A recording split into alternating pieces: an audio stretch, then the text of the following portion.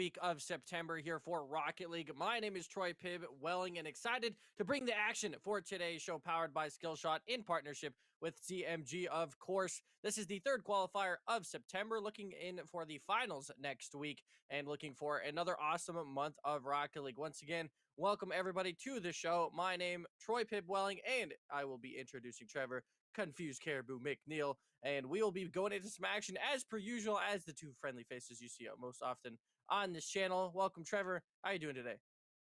I'm doing pretty good. I'm glad to bring the forehead duo back. Eventually we're just going to be the eight that we have stacked on top of each other. There's not enough forehead, not enough headspace on our cameras to be able Like the to Manning brothers accommodate on for Monday Night this. Football. Basically, but yeah, we don't quite get the free reign of comedic relief that they get. But You're right. yeah, I'm excited for some more Rocket League. It's been a couple of weeks off. Last week was a little recuperation for everybody, including us and the teams, to kind of get an idea of what they need to do to adjust their play styles to qualify for the next week's finals that you talked about. Yeah, it's going to be really exciting. And we looked through the bracket a little bit. A lot of teams that are new, not a whole lot of returning teams as far as like the teams we've seen take first places in the previous weeks and in previous months. So that means today's qualifier is almost a freebie. If you're trying to get into a qualifier, this would be the one to go through because there's definitely some teams that are not in this one that you'd be insanely scared of if they were. Examples: anyone with Kieran on the team, anyone with Smokes on the team, Amber Gesa. If the Jalding team comes back, they also have the Spaghetti Boys that I forgot their Letty. initial name. That one, Galetti. Yep. Same It's been thing. like 3 months. But It's fine. it's been a long time since we've seen them. But hopefully they're good. But yeah, there's a lot of good teams that are not in this one, so it does mean that there's the only two qualification spots for the third qualifier. So it does mean Yep. you have to make the grand finals today, but there's an easier path than before. And theoretically speaking, right? And we had 33 teams register, and I was wondering how the AI would do it because it is randomly seeding, and it is exactly like I expected. So because there is the 33 teams, that's just the one over. Basically, everyone but two teams advances into the second round. There is Yep. one play-in match to get to that round number two, and coincidentally, that's actually going to be including one of the teams that I'm interested in watching today because Pablo and Aqua are making their return, and I haven't seen those names since probably like June or July to compete in one of our community opens here with Skillshot. So excited that they're back and that this is going to be their welcome back as a play-in match. Yeah, it is going to be exciting to see how they do. And of course, like you said, the only game in round one. But we did mention this is the third qualifier of this month. So let's take a look at the schedule of how everything has happened. First 2 weeks of September, we obviously got the last two qualifiers. Then we took a week break because there's way too many Thursdays in this week, in this month of September. So this third qualifier is today. And then the finals will be coming up next week. And that will be September 30th, same time as today. Yeah, and of course, everyone, like you mentioned, qualifying from those last two qualifiers, 3 teams apiece. But today, only 2 teams qualifying into that position. There is a $500 prize pool on the line here today, and even more for the finals. So, like, yeah, you get a little bit here, a little bit there, but what you really want is that grand finals today. There's the 175 up today, 125 for first and 50 for second. But the 500 next week, that's what everyone is really grabbing for. Yeah, and we'll see. As long as people show up, they have a 50% chance at least to qualify into the actual positions, paid positions in the finals. So it's a good chance. Obviously there's only 8 teams total that go into the finals, and 3 teams get paid out in the finals. So you have a close to 50%.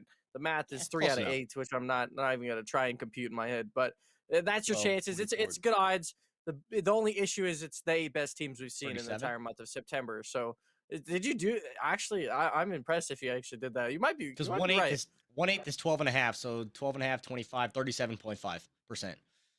Wow. Hold on. Fractions. 3 divided by 8, 37. Wow. Yeah, you're dead on. What a ladies and gentlemen, we're doing math today. Red. Who would have thought? There's no way. No way you could have started this show with doing some math, but we have Yeah. done it. We have already exceeded all expectations. Now we hope the gameplay exceeds expectations. And that is going to be on the first match of the day, which is going to be Showtime Esports versus Minds 2S. And that is some brand new teams. We haven't seen either one of these teams partaken in any of the tournaments before. So this will be a brand new matchup, which means good news, means potentially bad news if the skill levels are quite drastic, which is something with open skill level tournaments. This could be kind of a deciding factor on how this first match goes. Yeah, but 3 of the 4 players have RL in their names, so that means they take this Yeah, it's seriously. So, true. like, that they have to be able to take this at a high level. And for some reason, when I was scrolling through, as you mentioned, we were rolling through the bracket, rolling through the teams. Haru is just one of those names that for some reason is just vaguely familiar to me, and I can't quite figure out why. I can't put my finger on it. And, if Bass were here, he'd give us the entire backstory, the life story, the brother, sister, ex cousin in law about what they had for dinner at their high school graduation. I'm like, Yep.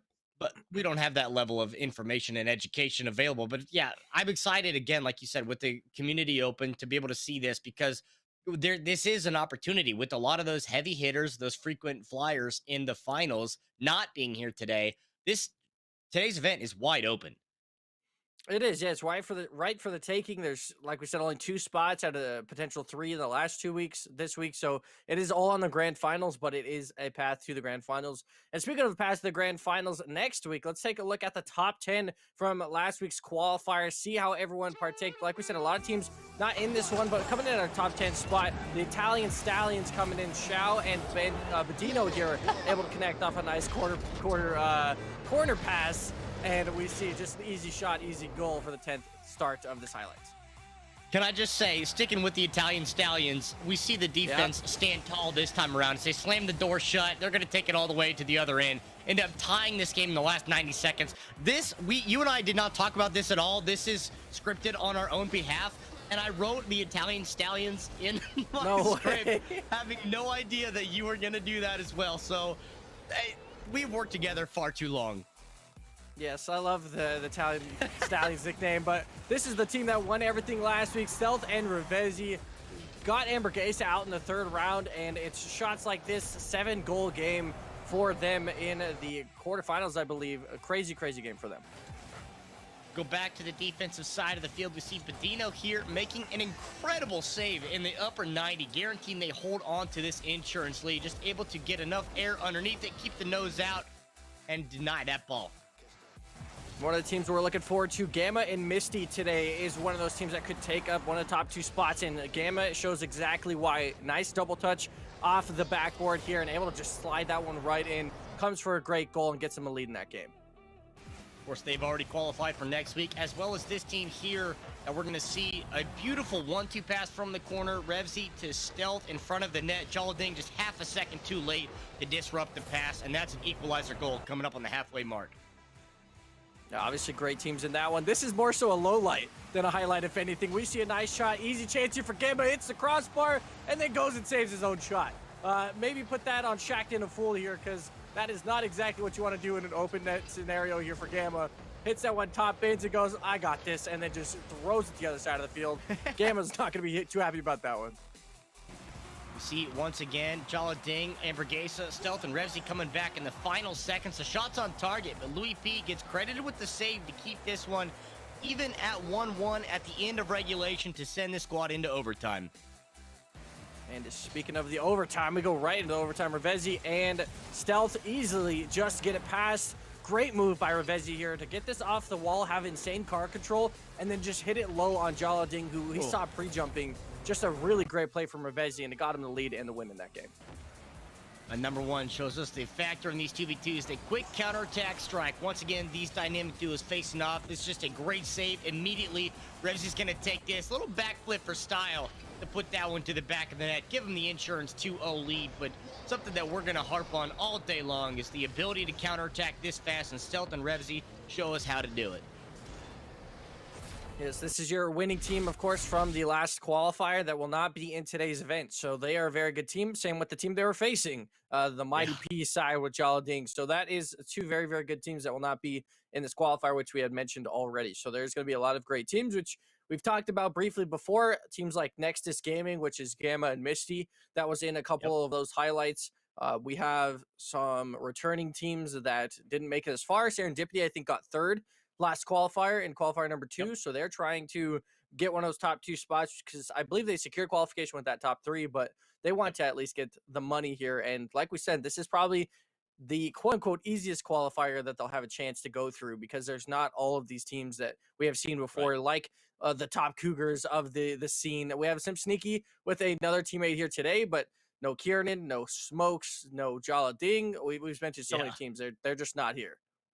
Yeah, there's a lot of missing factors here in today, but of course, talking about we go straight almost into round one, where it's just going to boil down to a 16 game matchup that's going to eventually very quickly come down into the top eight, top four, top two, and before you know it, this event's going to be over, and it's just a matter of with previous events, there's been a little more time for teams to kind of get acclimated to the competitive environment. But this is just going to be gone in a flash where blink your eyes, you're going to miss it. So teams have to come out firing on all cylinders. They have to be on top of what they have to do today, because if you don't have that synergy set up, if you're not, on the same page with the communication, getting the passes off, and just making sure that you cover your bases in the fundamental Rocket League, then you're going to find a very early exit to your last chance qualifier.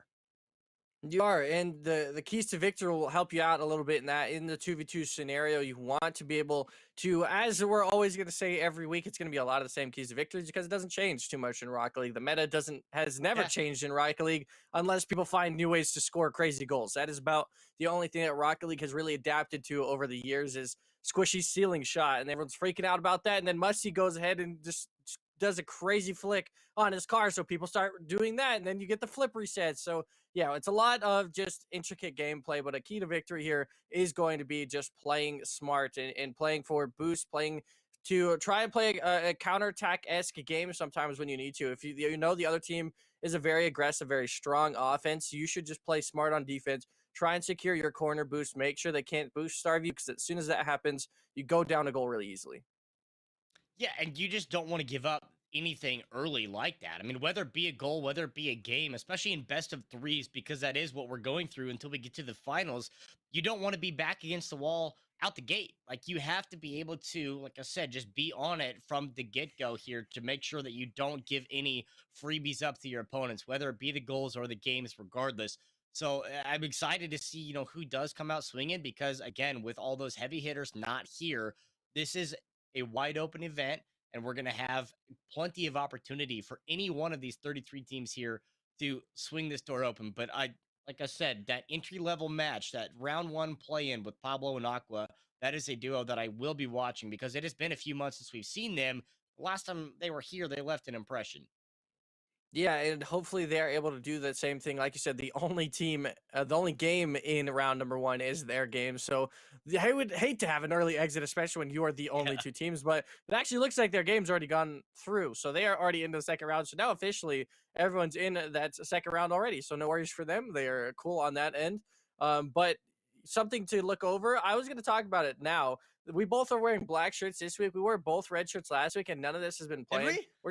Yeah, we're because you were wearing your Tampa Bay jersey, and I was wearing like a Yeah, red you're right. shirt, and now we're Yeah. just both chilling in the black shirts. Now it's just we're always on the same level all the time. But speaking of caster predictions, going into this game and this matchup, like we said, we have no idea. That's as fair as that, Yeah. as simple as that. We have not seen these teams play at all. They have 0-0 records on CMG.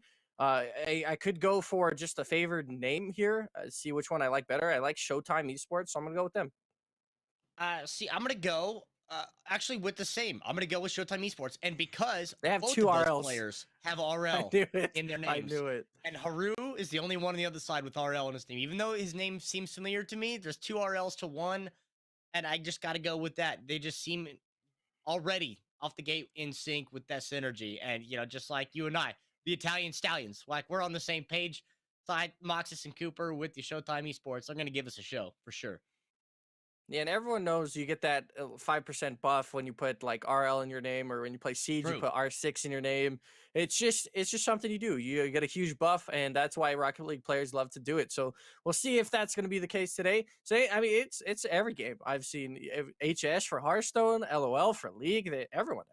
I haven't seen a Casts Val for tag yet. casters. That's true. That's our buff. That is our tag. That's why you're bad at it, and I have the buff because I have cast in my Exactly. name. Or I'm But giving you a little extra because I don't need it, and you need that 5% to get up Right, to my level. That's right. one or the I other. I Listen, you're lucky I brought you here today. I'm chair one. This is my show. You're lucky Yeah, that you're here. okay. That's Yeah, okay. I'm a caster one. It's all me. But it looks like we have the first game finally of the day. So we'll go ahead and crack straight into the lobby. Like we said, Showtime Esports versus Minds Twos. I said 2S. I'm pretty sure it's Minds Twos. That would make a lot more sense. Probably. Let's see if they can do some Minesweeper and get around the bomb tier that Showtime Esports has. And I'm proud of that. I just thought of that, just made that up, and the top of the world right now. Let us know in chat who you guys think is going to win in this game, but also for the rest of the tournament, because like we said, there's a lot of new names, a lot of new teams in this one that we're excited to see. We've already outlined a little bit of the teams that we thought had a good chances, but would love to know the input as far as the rest goes. But we're off to a quick start, game number one. Already threatening here in the box, keeping the ball in the corner, trying to find the putback. They're on the right side of it, and the defense out of position, but see Preferix and Haru cannot capitalize on that, so all reset to midfield. But, you know, watching to start out, these early goals in the early seconds is going to be very interesting to see the development, because it's one of those things that not only do we see what the players are going to do to be able to try to create a lead early, but also to force mistakes from their opponents and try to just get that immediate basically the mental tilt in on your opponents ASAP. Oh, what a save coming out from CPRRL right there. Being able to find a quick start to this game. And Moxis is going to be able to try and get another one out of the net. But Haru, no RL in his name on Rocket League, so the buff is desensitized there a little bit. But a wide open net, no idea where the defending player from Showtime Esports is. And Haru just finds a very easy slot in from a great pass. And look at that. Just see the tags right now. We were kind of expecting what would be the case here for these two teams, but you have at least a couple of SSLs on the side of Minds 2s. I would assume a close similarity there for Showtime Esports as well. Yeah, just off of the early interactions that they've had for the first 60 seconds. But yeah, Haru and Pre4 here already starting out aggressively. A shot wide, but Pre4 is going to be able to get the follow-up. Haru with the assist this time around. But yeah, the SSL tag's just going to showcase that these two are certainly a pair that we're going to have to keep an eye on in this bracket as well, because they've already started out in the first minute, 10 seconds, with 2 goals up over Showtime.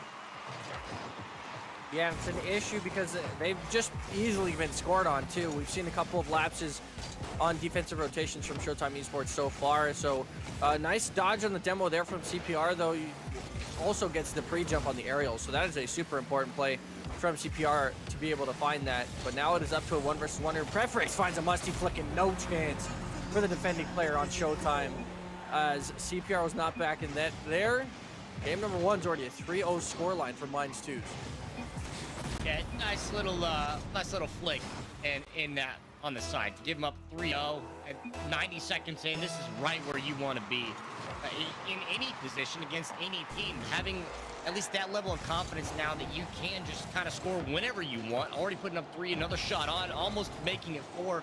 Preference can't get either one of those to convert, but this is just all ego boosting, confidence reassuring, everything for Minds to be able to have the just knowledge that they probably can do seemingly whatever they want in this matchup. And with 3 minutes left on the clock and another wide open net, it just makes a 4th for Minds. Rather simple here. And it doesn't seem like Showtime has much for. I was going for the name, you were going for the RL tag. Seems like we were both wrong in this scenario, as the Minds 2 is just kind of showing out. And this is incredible for Minds 2s, because now that I know there's another SSL team in this tournament, Minds 2 might be the team to watch from here on out. Kickoff goal somehow gets through for Haru there. But Minds 2s with these 2 SSL players could be in a great situation to win this entire tournament today. Yeah, and that pinch just awkward. Moxis got the undercarriage of the car on it, but just actually deflected it straight into the net. So almost there, and you see the things of what a save in the chat. Moxis recognizing and realizing that, yeah, that's oopsie daisies. I plead oopsie daisies, Your Honor, and give that one up. But a 5-0 here almost is just gonna guarantee that Mines 2 is going to take at least game number 1. There's a chance here for open net. Boxes can't put that on the convert low lights. that one. Yeah, that's an unfortunate but you see, Cooper comes in with the backup, does get the shot on, so they will not be shut out here in game number 1. Which is a good feeling. Losing game 1, 5-0, only halfway through the game is never a really good feeling. So at least they are able to get one back here, but they have a lot to work on to score 4 more goals against an SSL team. Maybe this is a good start for them. CPR, I think, lost that boost in the corner, so now it is just left to Haru here on the pre-jump. His teammate saving it from the net himself. Prefrix is making sure that they keep all the goals out of the net on both sides at this point in the game. They just want this to go next, go to the second game. Good fake from the likes of Haru there. Gets it past one, another open net, and it looked like Moxis was going to score there, but decided against it in the time being. Demo goes here. I did not see that Haru was already back, but potential chance here for Mines 2s is now they're just bumping and demoing each other. It's free for all at this point here from Mines 2. It's just a matter of who's going to take it, who wants it more. A quick pinch there in the air, great catch between the two. That's the good synergy that we're talking about and that we expect to have teams, well, the team should expect to have out the gate, and being able to get both of them in the air at the same point, same time, to get that shot on goal scored. 6-1. Moxis asks a good question at this point, and it says, is there an FF buttons in case you did not read chat? There is. There absolutely is in Rocket League, and you might need to consider that at this point in the game. If I was in this scenario after the 4th goal, I'd probably be like, you know what? I'm cool to go next. We got super unlucky in our random seeding, and we faced probably the best team in the tournament right now. And yeah, it's not a fun start to everything, as we were lied to. The RLs did not give them a 5% buff. It instead gave Haru 20% for all 4 players in the lobby. And now they're just sweeping away here, 6-1. Game number 1, of course, they're still going to have to endure another game of pain, potentially, as that's not a great whiff there. And Prefrix gets the team 7th, makes it a Brazil-Germany scoreline. Yeah, that's, I mean, again, just the confidence boost that they need in the first round is huge here for Prefrix. And, I mean, just being able to have this to start out is everything you could ask for, to think, okay, if this is what we're getting into for the rest of the bracket, then we should be more than okay, feel more than confident about our standing in the talent pool here to take this all the way to the grand finals to qualify for next week's event. And I think, again, like we've talked about, this is an opportunity for anyone to step up and snag one of those, because the likes of Embrigesa and Sneaky and Smokes aren't here. Kiernan's not here. Like, there's just so many players not here. This is, like you phrased it, right for the taking here for what looks like Mines 2S. Yeah, and it's really nice to see, though, that there is another team that can put on this kind of level of display, because we're already talking about so many teams that have won previous events and qualifiers that were not here today. We needed somebody to kind of show up and be that team that can perform like the others that we've seen so far. And this team, with their first time on CMG and their first time in these qualifiers, is able to come out insanely strong with a 7-1 lead and win game number 1 here for round 2 for our first match of the day, and look really strong in doing so. So I expect to see them going out of this series rather simply. And as far as the good teams go, Dead and Sneaky are on their side of the bracket, so that would be one of the teams that they'd have to worry about. Same with Nexus Gaming, but Nexus Gaming is on the complete other side, so they don't have to worry about that too much. And let's go ahead and take a look at the replays. Game number 1, of course, powered by Microsoft ATL, and just a lot of scoring on the side here for Mines 2. Yeah. It took him a little bit to get to it. I mean, a full minute in before we finally got the first goal, but I mean, the pressure was there. They were on that side of the field in the offensive zone. But this one right here, I mean, after you get the first 2, sure, whatever, but that goal right there was the one that really tipped the iceberg. It just sent it over the edge, and Club Penguin would be so proud, because they just turned it on after that. A just dismantling of their opponents, and Moxis and Cooper just didn't have an answer. Even with the pinch and an awkward, unfortunate, almost own goal by Moxis. I mean, that's just kind of what that boils down to. They get one back, sure, but it was all offense all the way for Mines. And you saw that insane shot there, just kind of showing you the skill level that Prefrix and his teammate do have in that scenario. When they need to pop off, they can. So that is always something to keep an eye out for on this Minds 2 teams. Like we said, this is now going to be one of the teams we're watching for the rest of the tournament. I am easily going to assume they're going to breeze through this this round 2 and through round 3 at least. I would say there's not many teams that they could run up against that I think they would have troubles with.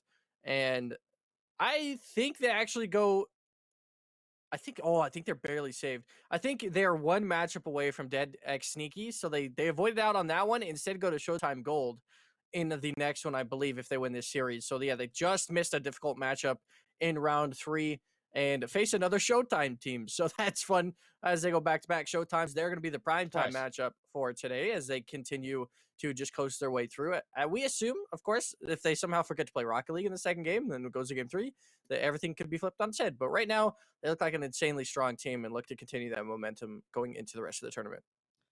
Yeah, just watching what they're going to do through the rest of the tournament. Of course, you know, with only 16 teams, like I said, blink and this bracket's going to be completely gone. So already having almost half the teams advance to the next one, going into game number 2 on this one, this should be everything that Minds 2s really wants to get out of this, to take an easy 2-0 sweep, to go to the next round, to join the other teams that have already put themselves there.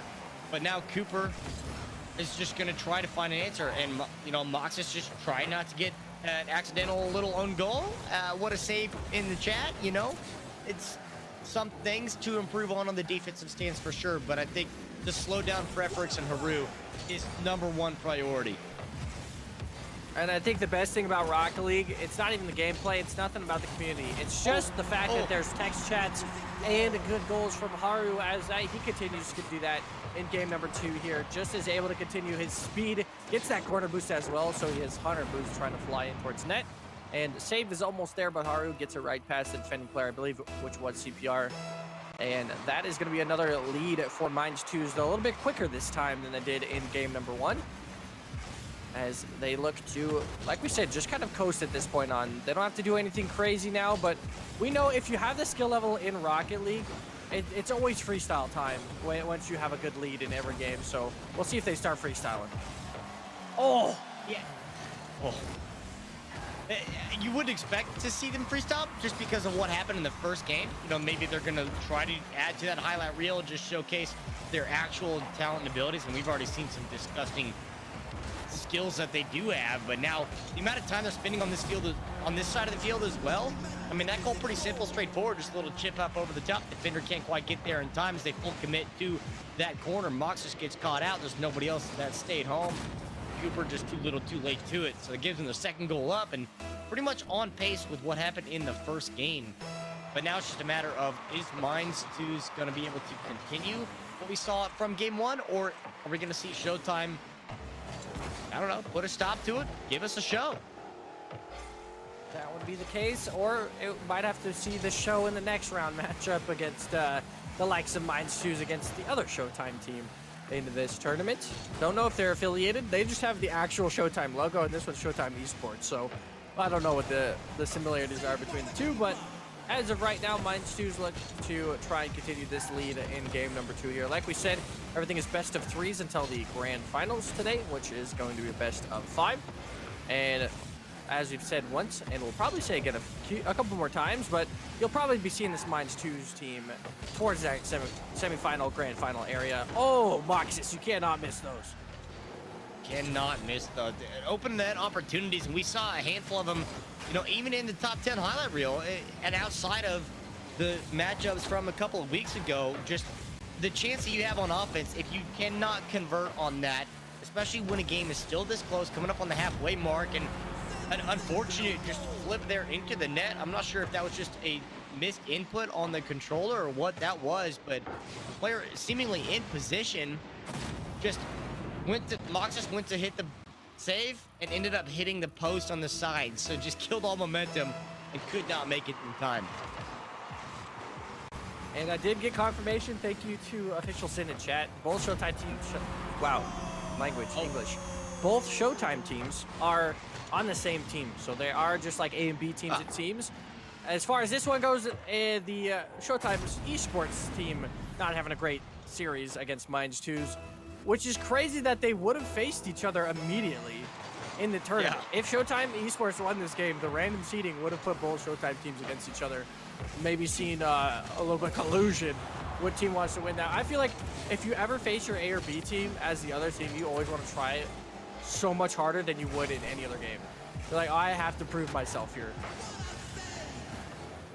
Yeah, that's just one of those friendly rivalry type things that you would have in that situation. But it was like, Showtime, not going to quite make it yet. But Haru out here just cat and mouse playing games at this point, and understandably so with the 4-0 lead, 2 minutes to play. They might get a shot here, open opportunity. Mox is going to take one back, so almost the same as last game. They get one. It's a 4-1 score line here, under 2 to play. That is a lot of Rocket League time left, but Moxis on cloud 9 here. Road to SSL. Hey, you know what? If you can dream it, you can do it. I believe. Clip it, put it as your YouTube intro. It's not time. It is no longer time. Never mind. CPR wasn't even playing. I don't know what happened there.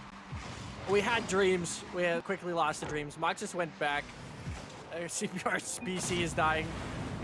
There is an FF button, gentlemen. I'm not gonna cap. There is. If you go to your start menu, you can forfeit. And Haru seems to go into a 1v1 here. So now we've gone from a 3v3 tournament to a 2v2 tournament to a 1 versus 1 tournament. And now I'm just intrigued at what happens here for the rest of this game. We have 1 minute and 45 seconds left to play still. And Moxis says he wants to create a show. I mean, that's what they need to do, right? It's the show Right. time. Like, you have to NA be able to live up competitions to are your always namesake. more about entertainment value rather than NA being good. That's just always been the case. So, Because we suck. That's why. I'm all for it. I'm with it. What sort of rule 1 am I looking at? What? Yes, What am I I was going to say watching? the same thing. There's a lot going on here. Hello? This is not Rocket League anymore. If 18 plus Rocket League, do not watch. Hey. But of course, that means Minds 2 is going to win the series at the end of this because the ball is not being touched here for the last minute of the game. So congratulations to Minds 2s and congratulations to Moxis in 9 months. We will see how that works out for you, buddy. Road to SSL, road to having a child, and it just gets better here in the first game of the show for Skillshot for the IATL 2 versus 2 qualifier number 3. Of course, this is the last qualifier for these teams, so it's still an important qualifier to date. And Showtime Esports said, you know what, we've made this decision. We're out for the count. Let's put on a show, and I respect that. They certainly did, and that is a show that we will not forget because that is. I was like looking at it, in the background, like, am I looking at a rule 1? But like they're like just like intermingled in a way that like they should not be bumper to bumper. It was just a real confusing. And then once we got to see what was going on, actually, it's just a dog pile there on the field. But take a look at the replays there from that game. Of course, again, all offense there from the Minds 2 side. And from what they were able to do game 1, they just picked up right where they left off going into game number 2. And watching Haru, they did some pretty good things, I would say, to add to their highlight reel. Yeah, definitely a lot of highlights in this game. That is for sure. And I was just thinking about it. If 2 cars were to have a baby, would it be like a Kia Soul or like a very titiny, like a smart car? Yeah, like I guess it would depend. Yeah. It's gotta be. Would it depend on the cars? Because if you had like 2 trucks, it would be like it'd be a smaller truck. There's no trucks here, or F1 cars, so we don't have to make that decision yet. But 2 octanes, what would an octane most rather resemble, I should say, in real life to a car in real life? I can't really.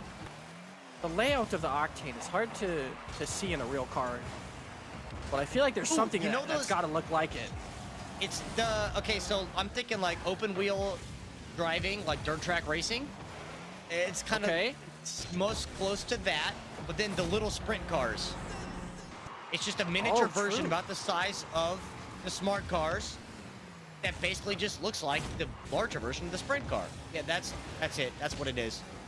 Yeah, obviously, we have stopped talking about the replays at this point. The first part on Guess Microsoft what? Rocket ATL, League. because that series was a bit of a chaos, and we knew that from the start, from the very beginning of the game. When Moxus goes, "How do we FF?" and it was about 4-0 in the game, you realize that the series might be in favor for Mines too. So that's why we've gone off topic a little bit. But let us know what Octanes would look like in real life, because I was thinking more like a Subaru, but then I was like, I think the Subaru Crosstrek, I think it's my sister has a Crosstrek. I think that was like kind of what I saw it could be as, just because of the way the windshield is. But back to Rocket League, there's a second game that we Was have Rocket League here on? Oh, for round. I think so. nice. I think that's why we're here for Rocket League. Also, shout out to everybody from NXG in chat. A lot of love for Nexus Gaming here today, which is Gamma and Misty's team. So excited to see how they do today. And right, like we already mentioned, or we haven't mentioned yet, but they won the round 2 matchup and faced Pablo and Aqua in round 3. So a decent matchup for them, a harder Be a real matchup good for one. both teams. Yeah, but we are going to be seeing a very interesting combination of dark fluffy turnips and deer porcupines in this game here for round number 3. Yeah, and of course, a little bit of back and forth with the EU NA. So number one, we're going to start with EU and then go to NA. So very interesting to see if we do have some of those psychopaths that are really good playing across the pond and what they can do. Uh, and I'm looking forward to what they can do on an international server, because this is a thing that we're going to start tracking then throughout, because we've seen teams that are just ridiculously good in EU and then they play across on NA servers and it just doesn't matter, and they're just still good. And that's why, like, far too many of our events have ended in like all EU finals, because those Yeah, EU true. players are just built different for one reason or another, for better or for worse. So looking to see if this EU squad is going to be joining those ranks. Yeah, we are. It seems like there's a lot more NA teams this time around in this tournament than in before, because Top Cougars doesn't have 4 of their B teams and themselves in this one, which is a True. big indication on the top 5 usually. As far as who makes it in the top 5, it's usually the rest of the top Smokes or top Cougars teams. Like Smokes individually picked like the entire 6 people off the top of a leaderboard in 2v2s, and was like, we're just gonna all combine 3 teams and we're just gonna play and we're gonna win every week. And everyone's like, yeah, that works. Yeah, we'll just if you guys That's want, you good. can switch teammates every now and then too. And we'll make it kind of fresh for everybody in the tournaments. That way, it's not just us winning everything.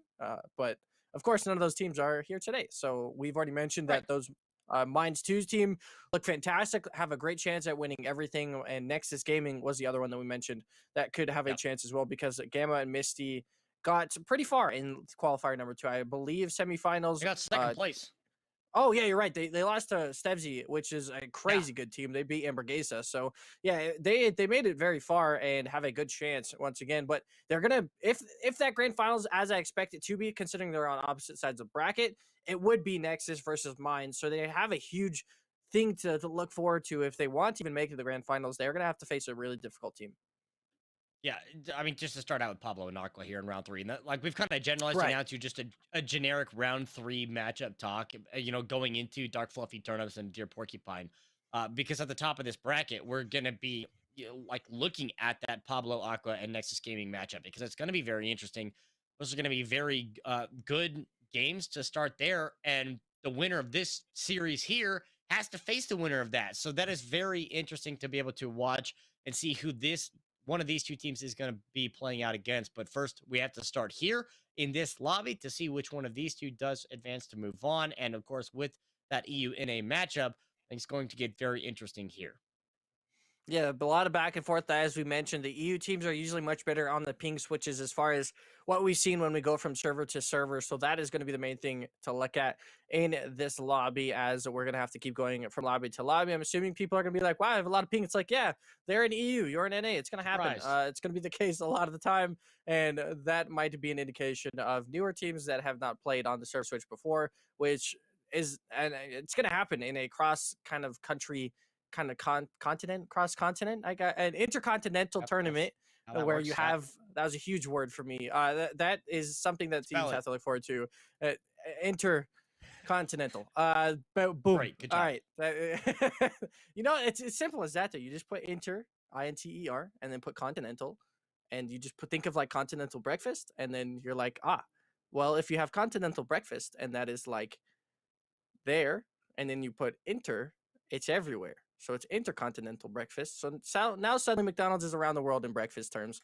Wake up at 10:30, and I was about to plug McDonald's breakfast. We do not have a McDonald's sponsor, but hey, McDonald's, if you'd like Oh, to, you are uh, yeah, I'm all over the all over place the today. board. Yeah, there's a lot of energy that I'm about to shut down in probably like 25 minutes. So hopefully we have a good matchup here in Dark Fluffy Turnip versus Deer Porcupine. Otherwise, I might fall asleep. No idea. Well, hopefully not, because you're either going to get to that point where it's like that loopy phase of ridiculous craziness of just whatever happens happens. But we're going to start out here in round 1 or round 3, game 1 between Dark Fluffy Turnips and Deer Porcupine. Number 3289 got the Demon S already getting the shot on, but Rosiah is going to be getting the save there. And don't forget, Rosiah is back, so just cannot just overcome that, just can't brush past that. Rosiah was here before, not in Community Open, but is now back. Where do you think Rosiah went? On the line here? That's a great point. I think he has shown back up and is trying to get back in this one. But I have no idea where he could have gone. Maybe he went to intercontinental breakfast. Went to breakfast, yeah. Yeah. But as far as these teams go, skill level wise, I'll say it once, I'll say it again. If you use a topper and a flag, you lose like 15% skill, but nonetheless, it doesn't mean anything now because he finds the first goal of the game. As Demon S in disguise, sorry, I'll just go with they find the first goal of the game. And a Dark Fluffy Turnips to get a good lead for game number 1 here in round 3. Yeah, it started out there about almost 60 seconds in, which I think is pretty much on par for what we have a lot of these teams just kind of doing and trying to get that kickoff goal off the board. Neo just missing a little bit, so a good opportunity, good chance there, but just can't get the follow, and a decent save by Rosiah there after a decent shot by Janky. Now, pressure going to be on in the corner. Going to see what the adjustment to make is to relieve out of this, to get back on the offensive side, or if the Turnips are going to add another one and swing and a miss in the air, but Neo's going to push this aside and make sure that they don't have another chance. Now going to try to carry this. Does keep it away from Janky, so potential chance here, especially with that midfield boost. Try to make something happen. And they shall try to, at least, as Neo, the former R&B hip-hop star, is now playing Rocket League here. My mind really is all over the place today, but Neo is going to continue on the other side of the field, try and continue the attacking momentum that he has, but he did not get any boost for this team, so unfortunately we'll have to try and recuperate a little bit of that on his way back on the rotation. Demon S is going to send the ball halfway towards the other side of the field. Another chance here for Neo, but unfortunately misses the ball there about midair, and a good counter jump comes here from Rosiah. And like you said, we hope Rosiah is indeed back. We don't know where they went, but at least for the that time being, they are back. Almost a second goal comes here for Neo. And they still have a great chance here, though, as 56 boosts is the only thing that Demon has, and no one else has boosts on the other side of the team. So could have been another chance here, but it's been a lot of offensive creation here for Deer Porcupine, but no goal just yet. Yeah, and at least from there, a decent bit of back and forth. Rosiah shot on just wide. Watch it follow. Neo comes in. Rosiah credits with the assist, so just past the halfway point, and we get an equalizing goal between these two Dark Fluffy Turnips and Deer Porcupine squad. Very interested to see if we're going to find more opportunities and someone is going to be able to take a lead and jump on top of this momentum that they built up, or if we're just going to see this gridlock going down to the final seconds. 2 minutes and 15 seconds left on the clock still, so plenty of time for creation on both sides. Deer Porcupine with a great shot there, but Demon S comes in with a huge save, and then Janky right after coming in with a crucial save. So a lot of, like I previously mentioned, Deer Porcupine has been on offense a lot of this game. Dark Fluffy Turnips obviously started with the first goal, but it definitely has been in favor for Porcupine as far as the chances they've been able to create. Another chance here potentially, though, but Rosiah does not have a good enough angle there to try and score that one. We've seen some crazy angles before in the corners, but those are from some of the players like Kiernan and Smokes, the players that we've seen just doing incredible things week after week.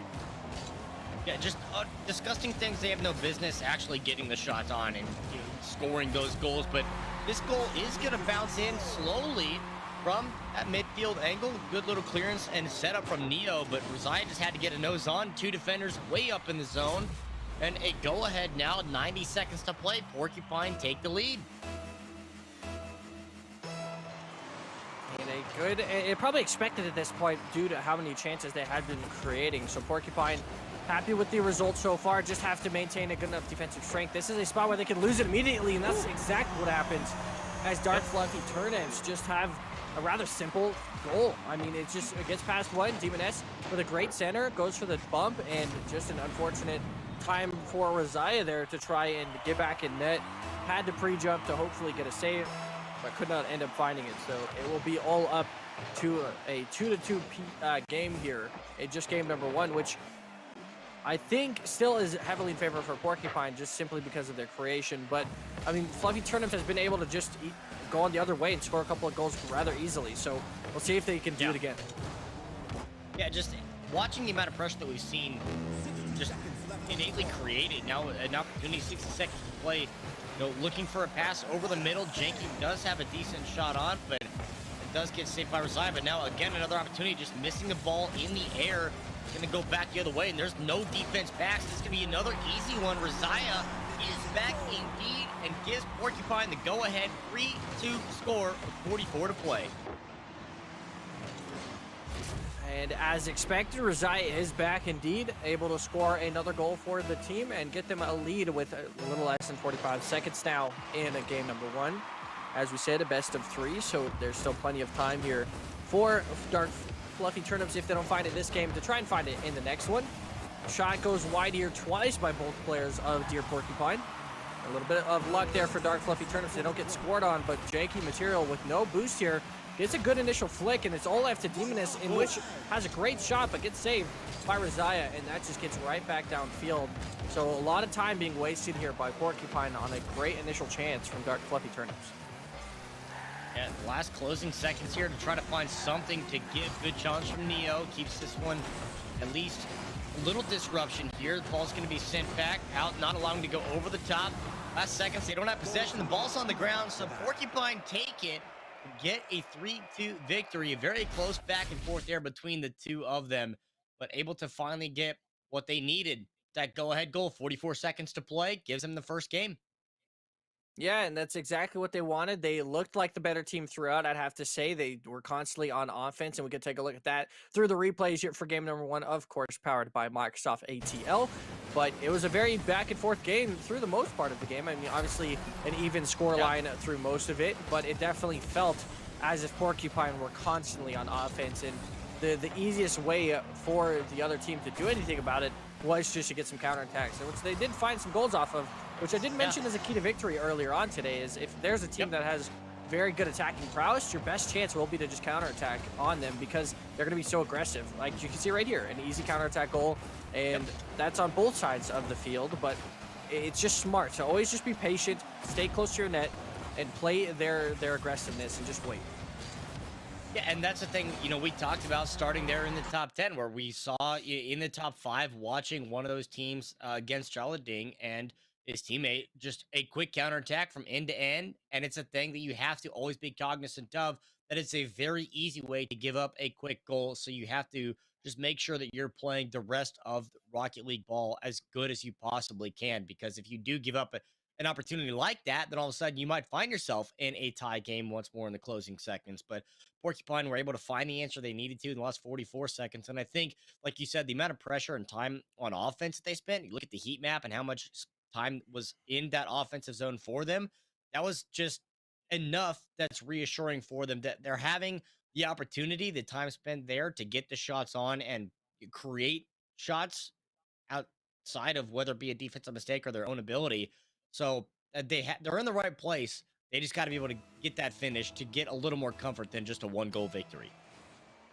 And like we mentioned before, it is on EU and NA servers, so that could have been in favor of the Porcupine team if they were on that server switch initially.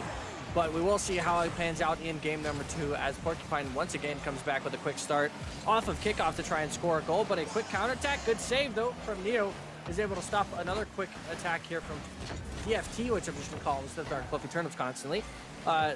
They have been both on the offensive creation here to start game number 2.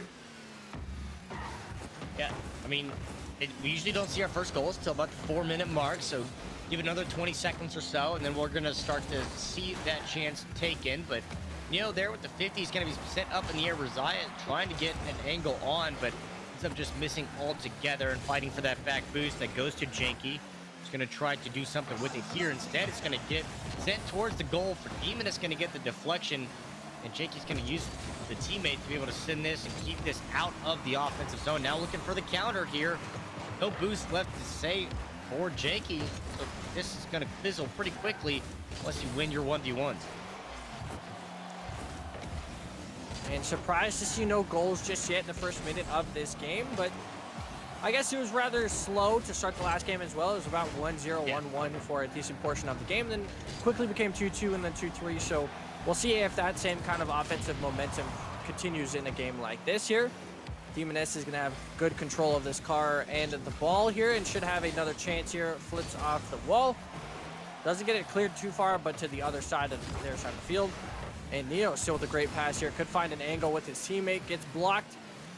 Porcupine once on the retreat once again. But corner boost here for Neo. Gives him a chance. Decides not to go for a potential air dribble there.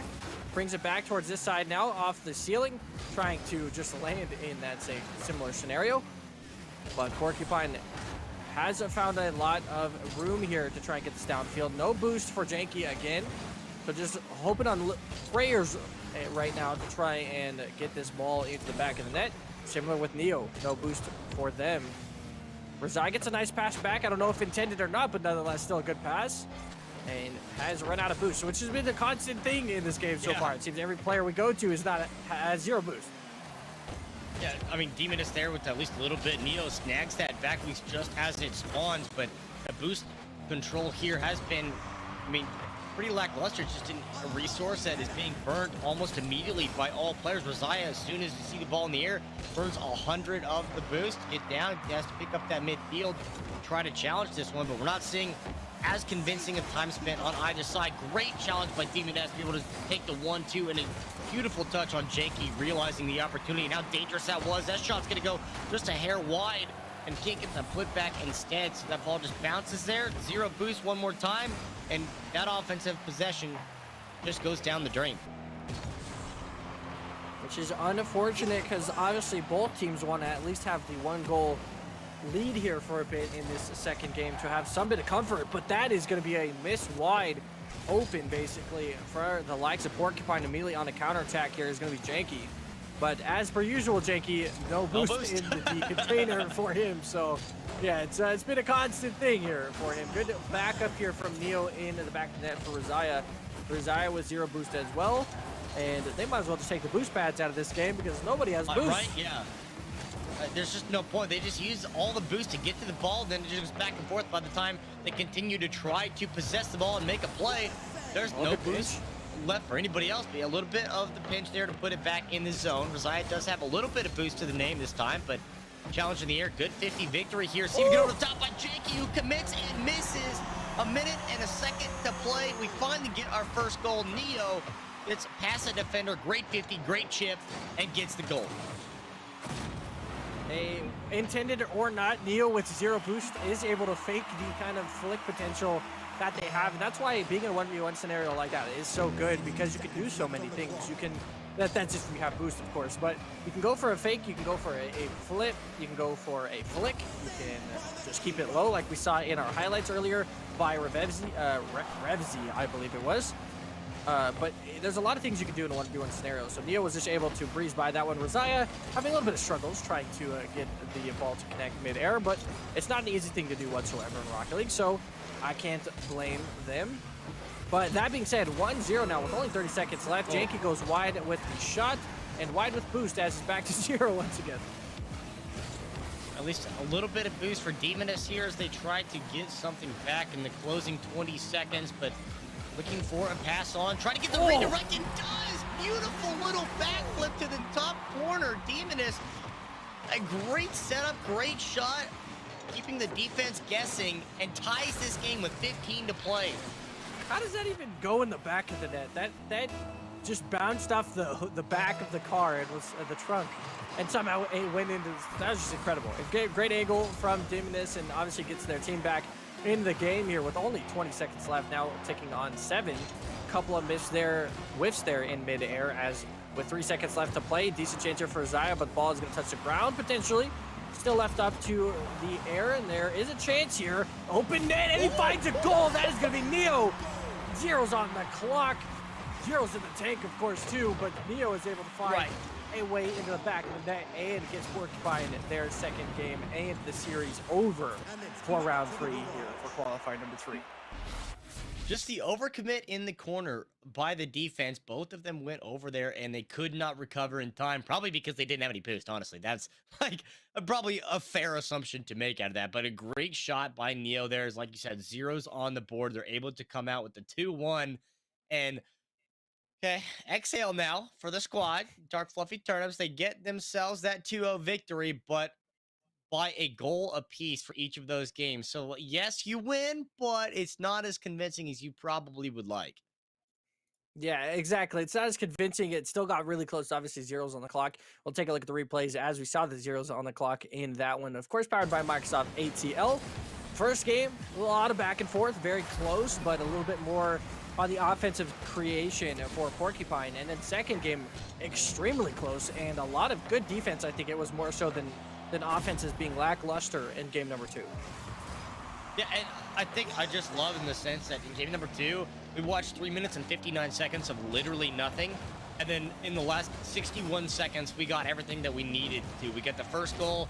We get some more decent back and forth play. We get the equalizer with a beautiful backflip shot that is absolutely going to make this highlight reel as soon as we get to it. But, you know, starting with the game number 1, it was a lot of pressure there from Zaya and Neo and how much time they spent on the offensive zone. But it was, like I said, 3 minutes, 59 seconds of a lot of nothing between these two teams. Yeah, it was a whole lot of nothing. Obviously, you can see on the clock, 3 minutes in, still not anything has gone to the back of the net, make it 3.5 minutes, still ticking down. There's been some really close shots, and nothing has really been created just yet, ticking all the way down to the 4-minute mark, where Neo finally has a chance here and gets it right past 1 with obviously the zeros in the tank, so can't really have done much else than do a simple flick there. So it pays off in the end, but this goal was incredible. Somehow able to get a backflip there for Demoness and getting that back to a tied game. I don't know, the one on the clock dropped to 0 there, so I'm surprised it didn't end the game and go to overtime, but nonetheless, good position by Neo, able to find the second goal, and they're able to advance into the quarterfinals. A game of inches right there, and they're able to get themselves in that position. But now, of course, this is the game that we were talking about going into that matchup, because that winner, now with DFT, is going to be facing the winner of this one. And this one features our second place squad from qualifier number 2 in Nexus Gaming this time around, as they are going to be called. Mighty P, previously known, Misty and Gamma, going up against Pablo and Aqua, known as Pablo X Aqua. So not too creative, very simple, straightforward, and face value. Like, yeah, this is who they're playing, and this is going to be a very interesting matchup. Yeah, and I'm surprised they're the only team we're waiting on, the only game we're waiting on for round 3. So I'm surprised that because the rest of the semi or the quarterfinals are ready to be played. So I'm assuming a couple of those are going to start by the time this game gets over and done with. This probably, I would assume, go to 3 games here as well. I mean, I'd like to see 3 games. I know if you're Nexus supporter, you don't want to have the stress of seeing a 3rd game, but it's always nice to have close competitions and close games. So we'll see as these games progress. And also, I believe it is also EU and NA back and forth. So that is going to be the same similar thing we just saw in the last game. First team with the server is going to be Nexus, which I believe is NA, and then it goes to EU there with Pablo and Aqua. So Nexus does have the advantage as far as the first game goes. We'll see if they can continue that advantage, though. They have to win game 1 if they really want to have a good chance here. Yeah, and again, it goes back to the conversation of you coming out of the gate swinging, just making sure that you're doing everything right. And of course, they've had a couple of matches now. Pablo and Aqua quite literally have had a couple of series because they were the only play-in match in the bracket of 33 teams that we had registered today. So they should be, theoretically speaking, warmed up and ready to go. It's just a matter of who's going to be a little more warmed up, who's going to be in the better position, who's going to be feeling a little bit better about how they are playing in this one. And I think from looking at it, NXG should be still riding that high of a second place team. And Pablo and Aqua, you know, maybe they just haven't had that level of competition yet. So maybe they're going to be a little bit lackluster going into the opening series, you know, starting this one out. So just give it a coin toss, and game 1, I don't know. Yeah, it's it's a tough decision, but like I said, they have the NA server first, so Nexus should have the advantage going into the first Should. game, and we'll see as we go into the lobby and see go into game one, see if Nexus is going to start off with the bang. Of course, show your love and support for Nexus as we've seen so much of, and of course, if you want Pablo and Aqua to win, let us know in chat. But game number one is started as we go from round three. This team advances to the quarterfinals, has a chance at getting into the finals next week. It doesn't matter because game is off to the races. Already starting like that. They are actually still riding this high of what they did in the last time. Great flip reset just to put the nose in. And Pablo and Aqua just not quite ready for that. 5 seconds in, they get the first goal. This is right what NXG wants to be able to start their run back here to the finals. Exactly what you want to see as a start. Oh, save almost comes through, but Aqua gets that from the bottom right in. And immediately is able to equalize this game as we expected. There's going to be a lot on the line in this game. I think that was an own goal from a player on Nexus. I think that was Gamma. I think he might have gotten bumped into that ball there, but nonetheless, it is a tied game, just 13 seconds in. And this is an exciting matchup to watch. As we mentioned, this is definitely a semifinals-esque kind of matchup between these two teams. Oh, yeah. It's definitely going to be a very good matchup between them, but the fact that Aqua was able to get that one immediately 8 seconds after, a great stall to be able to get the shot on, but now we'll see what Misty and Gamma can do in some extended plays. We finally do get our first taste of that extended play. Nice little flip up over the top, but cannot get the bite from the defender to get the shot on, so the time being a little slowed down, but Pablo and Aqua is starting to create some pressure and spending a decent bit of time on this side of the field. Good clearance out here from NXG. And this is just as back and forth as I thought it would be. I forgot how good Aqua and Pablo was. It's been so long since we've seen them, but obviously you can see the musty flicks, the plays that these two have are incredible. So they're still trying to go nonchalantly, trying to go for a flip reset here. Pablo doesn't find that to connect and is still on their side of Nexus. They got to get this ball out. Otherwise, Pablo's going to come here with a good angle. They both double commit to that, and it leaves it go wide open. Somehow, Misty is able to make the save, though, and Nexus are still in it. Yeah, just a little too much juice on it to that back post, and swinging a miss here from the first attack. Gamma missed on that, so now it's up to Misty. Aqua flipping this one up is going to send it over the net, so shot off target one more time. Pablo and Aqua still on this side of the field, still trying to create opportunities from them. 2 minutes have gone by in this game, still locked at 1-1. Pablo and Aqua are knocking. And it seems like this game's been going on for 15 minutes, but it's only been 2. It's just been so much back and forth on both sides. Nice touch here from Pablo. Get it past the initial side, but Nexus got to be careful. We already saw one double commit that they probably should have gotten scored on, but luckily enough, Gamma was in net to have an incredible save. But they have to be careful. That's top left. They somehow get to it anyways, and Gamma is able to find another save. Incredible defense so far from Nexus here. Beautiful save. Good 50 from Gamma as well to take possession. See if Misty can get the follow-up. Doesn't get the angle on, so instead they just keep possession in this side. Aqua's going to try to get the clearance out, but picking up the midfield boost, can't get much of a follow. Miss there from Misty. This goes long, and that's going to be on target. So after the offensive commit, a very quick one strike down the end of the field gives the go-ahead to Pablo and Aqua. And that is exactly what they're looking for. Nexus has played so defensively for so long, and it has worked out in their favor for a bit, but it felt like it was due to come at some point because Pablo and Aqua were making some insanely good chances. Those were some incredible saves. It probably should be 3-1, 4-1 potentially here, but somehow Gamma was able to get back in just in time. Misty with a double chance here, but has no boost left in the tank. Gamma doesn't matter though, because Gamma finds the second goal here, and that means it's all tied up once again. Nexus is not giving any time for Pablo and Aqua to enjoy a lead this game. Yeah, great read there as well by Gamma, just knowing that that ball's going to be getting right back into play from Misty after the bounce off the backboard there. And of course, Pablo just could not make the rotation over in time. Keep it close to the post, sneak it in, equalize this game. 2 minutes to play, 2 goals apiece. This is everything and more that we asked from these two teams in this matchup. But Pablo trying to find an answer back. Unfortunately, Gamma will not fight. That chip's not going to go in. But Aqua still holding on to this ball in the corner. He's going to let this bounce down, losing control. Pablo's going to challenge. No boost here for Gamma, so that's going to go to the hands of Pablo. Great disruption from Misty, though, to make sure that there is no putback from Pablo. 1 minute and 30 seconds left on the clock for Nexus to keep the other side out of their goal. Obviously, it's pretty much what this game has been. Both teams are insanely good, but it's been a lot of defensive saves, specifically from Gamma so far, that has kept them in this game. As you can see, 1 save and assist here for Misty. I think 3 or 4 for Gamma, and the goal for both goals for this team. So Misty and Gamma having the game of his life. 2 goals, 2 shots, and 4 saves on top of that, just keeping Nexus in this one for now. But you can't count Misty out of anything. Had a close chance for a double touch, didn't have boost. Is looking to try and continue that momentum again. Needs to get back on defense. So Gamma's been stuck here 1 versus 1 versus 2 a couple times. So up to Misty now in the air dribble.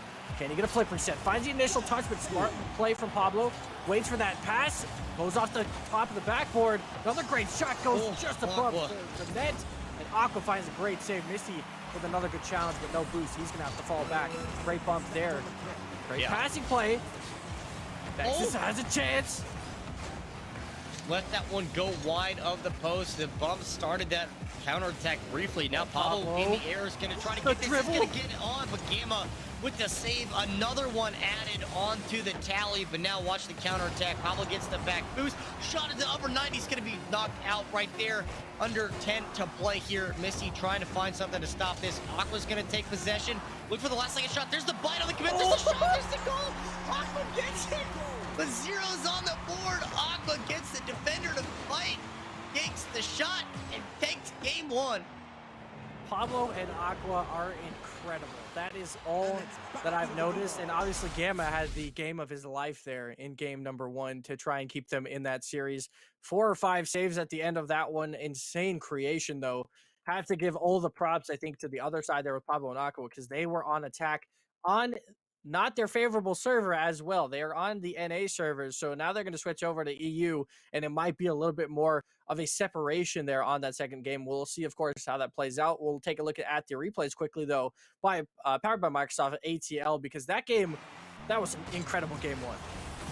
Yeah, so many opportunities on both sides. I mean, both of them on both teams had good shot opportunities, shot creation, put a lot of pressure on the defense, and the defenses really stood tall. Gamma had at least 5 or 6 saves in this game. On the other side, Pablo and Aqua just played this game really patiently and did a great job to try to read what Misty and Gamma wanted to do. But, I mean, the patience really just showcased itself there. We see here, Gamma just waits for the ball to come off the backboard, take the shot on. The last goal that Aqua has, I mean, just sits there and watches Misty dribble at midfield. And then Aqua said, thank you very much. I will take this, and I'm going to go all the way. Pablo just takes... I mean, it's just ridiculous how well they went and how well they played to take this game. Yeah, exactly. It's my thoughts precisely. I mean, it was a lot of insane back and forth, but it still felt like Pablo and Aqua were more deserving in that game because, like we mentioned, Nexus had to make a lot of close calls to stay in that game in the first place. I mean, I obviously I want to root for NXG as much as the rest of the chat does, but it definitely felt like Pablo and Aqua were the top dogs in that game. They were constantly on offense. Gamma made 4, maybe 5 saves that should have been goals because of the double commit that we saw a couple of times there from Nexus. So, I mean, it's huge props to Nexus to stay in that one in the first place. And obviously it's heartbreaking to not go into overtime there and instead get scored on as the zeros commence. But going into game 2, switching onto the EU servers, it's going to be a little bit more difficult. So they have to play the key to victory, like I've mentioned earlier. You have to play counterattack now. You have to wait because this team is insanely aggressive. Communication's got to be there. You cannot make any mistakes because we've already seen Pablo and Aqua are there to capitalize on them.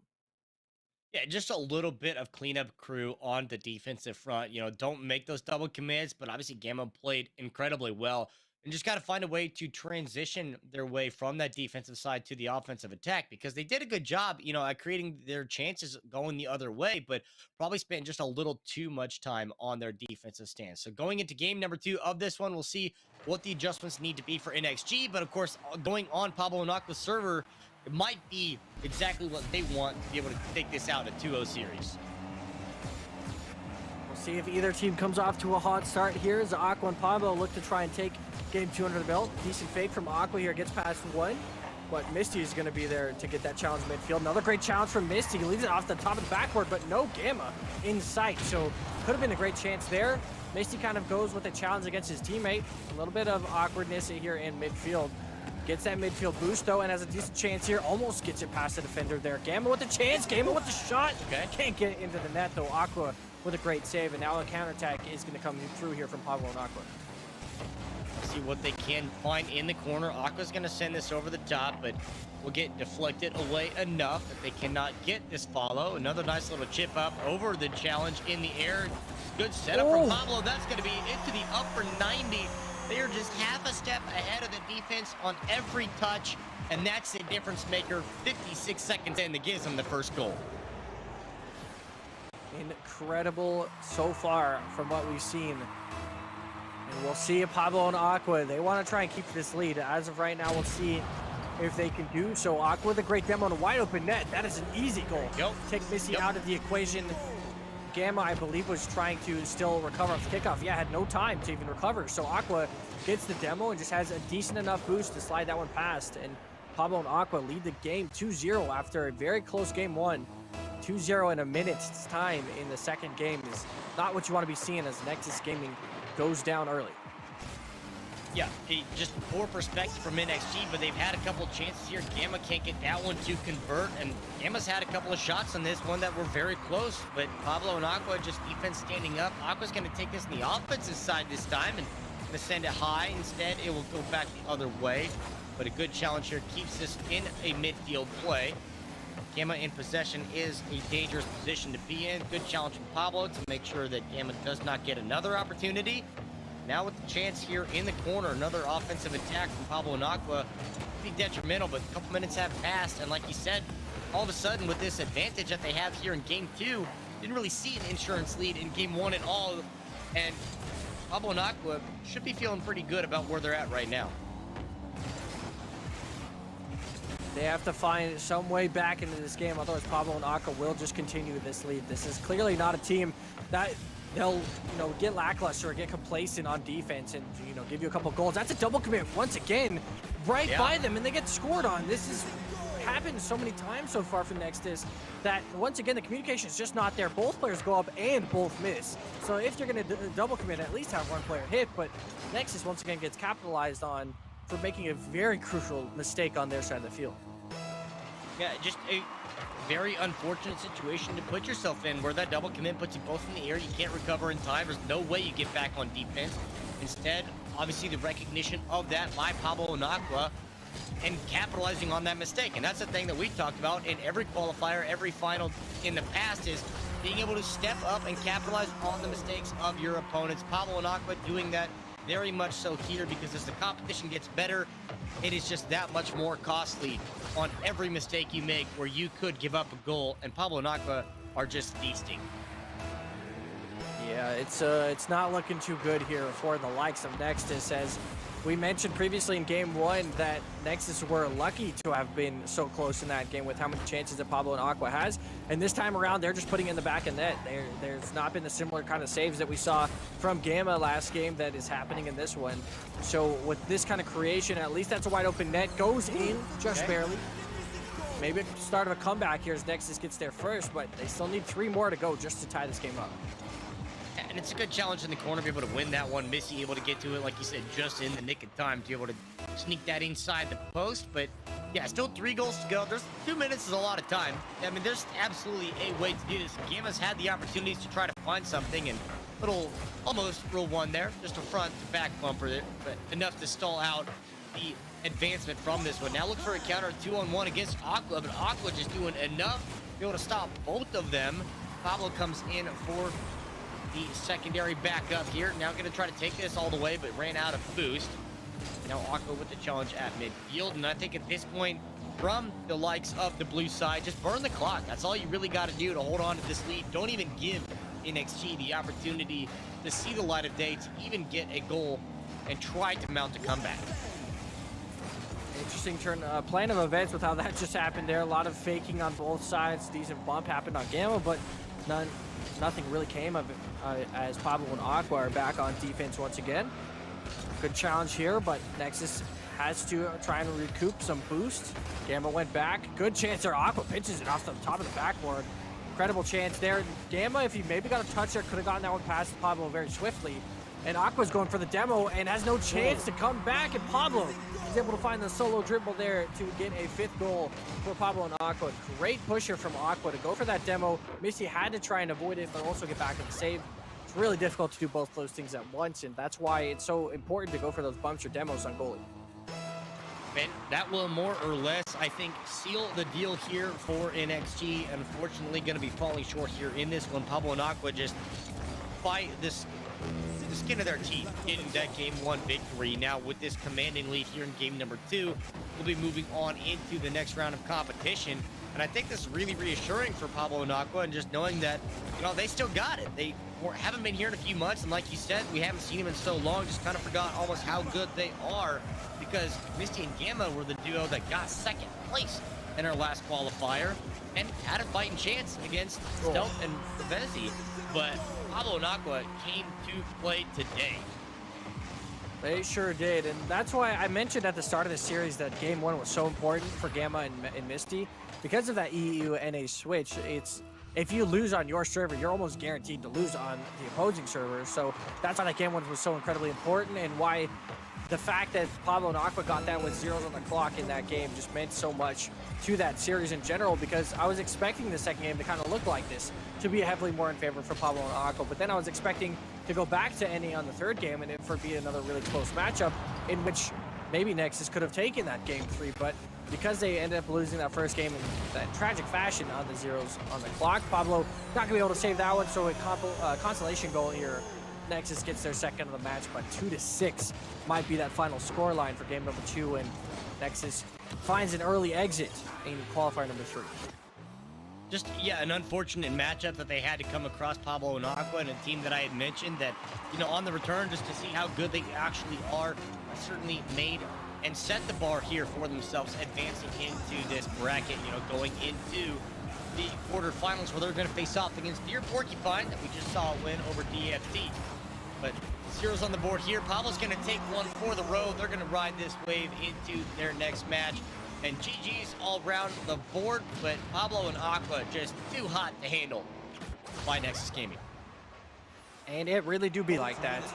Pablo and Aqua just looked incredible throughout both of those games offensively, and just they never stopped. They could have scored 6 more goals in each game. They were constantly on offense and looked really good together. So an impressive win for Pablo and Aqua, and a kind of sad defeat there for Nexus Gaming. Obviously mentioned that they had the most fan support as far as chat went, but they did make a couple of mistakes. You know, I'm not going to sugarcoat it. They were the underdogs in those games because their communication was clearly not there. They made a lot of double commits and a lot of errors in a couple of those games. We'll take a look at the replays, kind of see if we can mention those throughout. Of course, powered by Microsoft ATL. But there were some moments and instances where Misty and Gamma, I mean, even right here, at the start of this one, that should never, a dribbler into the back and then on a counterattack like that should almost never be unoccupied. And Misty and Gamma were nowhere near that one. So it happened quite a few times in which they aggressively went for a double commit, and obviously if you're going to go for a double commit, you have to put it on target, otherwise it's going to be a goal the other way back. Yeah, I think that, you know, starting game 1, just how well they played, it was a lot of patience. It was a little slower pace where, you know, they felt like they had an answer for everything. There was a way to do it, but it came down to the patience from Aqua in that last possession, just to be able to, you know, force a mistake from the midfield possession. But this game, it just didn't feel like they had that patience for this setup. I mean, it was just immediately out the gate, all gas pedal. And I mean, yeah, Gamma had a couple of good opportunities, good shots on in the early, but for some reason the pacing just felt a little out of their control. They couldn't keep up. They couldn't really maintain the tempo that they wanted to play. And that's why Pablo and Aqua realistically just did about everything that they wanted to. They finally do get something, but yeah, those minimal mistakes that, you know, a double commit, you see 2 players in the air, nobody can get there, they just don't challenge on aerial attack. I mean, it's just small things that add up, and against a squad like Pablo and Aqua, those things add up very quickly. Yeah, but the good news, at least for this NXG team, is that they will be here next week in the finals. Since they got second place in the last qualifier, we will see them in the finals next week. So they will still Yep. have a chance in the finals of everything. But obviously, in those finals are probably going to be a lot of the EU teams. Most for the most of the part at Skillshot, all of the EU teams are incredible, and they show up when we have these tournaments. So that might be the case where they're going to have to practice a little bit on some higher ping in the next couple of days, getting ready for next week. But we're going to go to a short break before we start our quarterfinals matchups. A couple of them already went through, but we'll be back in no time. Don't go anywhere.